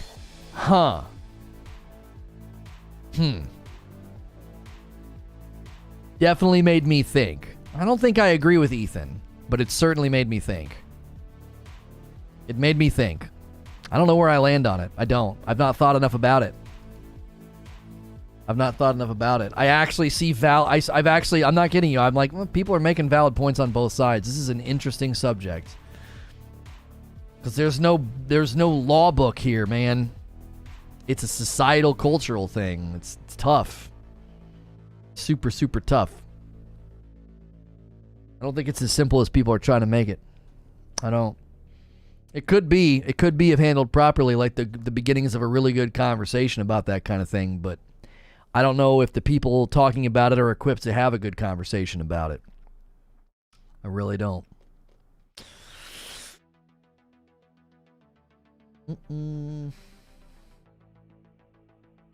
Twitter mob canceled him and he quit streaming to focus on his family business. Yeah. Another notch in their belt, man. Another notch in their belt. You know how people always do this thing where, like, if you're on Twitter and you're defending somebody, they're like, they're not going to sleep with you, right? They're not going to sleep with you. To the people that enjoy canceling and hurting others, do you know what they need to hear? It's not going to fill you up. Emptying another person or harming another person will not fill the void inside of you. It'll be empty tomorrow. It's still empty today. So, they could systematically get rid of every content creator in their way, and it wouldn't matter. It wouldn't make them entertaining. It wouldn't suddenly make them talented. It wouldn't suddenly make them feel better about themselves. You're going to be just as miserable next week as you are right now. And all you're known for is hurting other people. You're just an empty husk of a person. An empty husk of a person. You merely become a vessel for hate in a moment, and then it's gone. And you haven't changed. So, H3H3 didn't do a video, he did a tweet about it. There's no hard analysis, just don't do it. Just don't know if it's that simple. I know it's that simple with respect to the rules, Eugene. I'm not going to disagree with that. I'm certainly not going to disagree with that. I do. I think that you have to have hard and fast rules with respect to... you have to have hard and fast rules with respect to TOS. Sure. I'm not going to deny that. That's not what I'm talking about. I saw an interesting conversation that was sort of being born out of it, and I had never heard that perspective before, and I found it interesting. You laughed really hard when TV said he needed to vet it. How's he going to vet it exactly? I'm curious. I'm curious what his process is for vetting something. I'm just curious. Let me see here. I have my credibility checklist. Hands are shaking. Check. Displaying emotion. Check. It's true. Oh, wait, I forgot one. This will give me an opportunity to look righteous and benefit my career so I can impression farm this and potentially get more viewership. Check.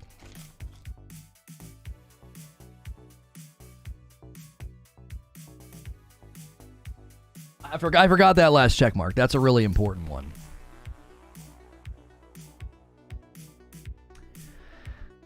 Okay, we got a premiere that there's close to 300 people here, okay? Listen, y'all. Listen, y'all. I need more people supporting these premieres over on Presents. You're going to have good reason to potentially next year. That's all I'm going to say. That's all I'm going to say.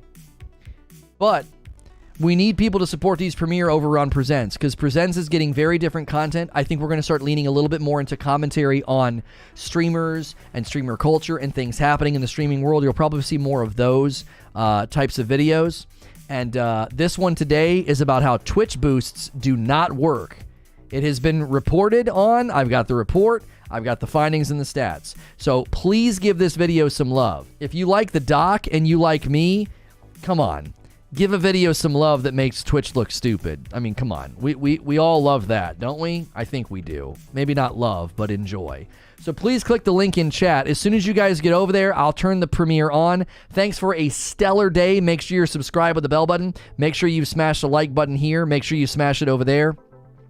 And don't forget about Friday night, the Halo Infinite custom games, and we'll be doing more talks and shows tomorrow, all right?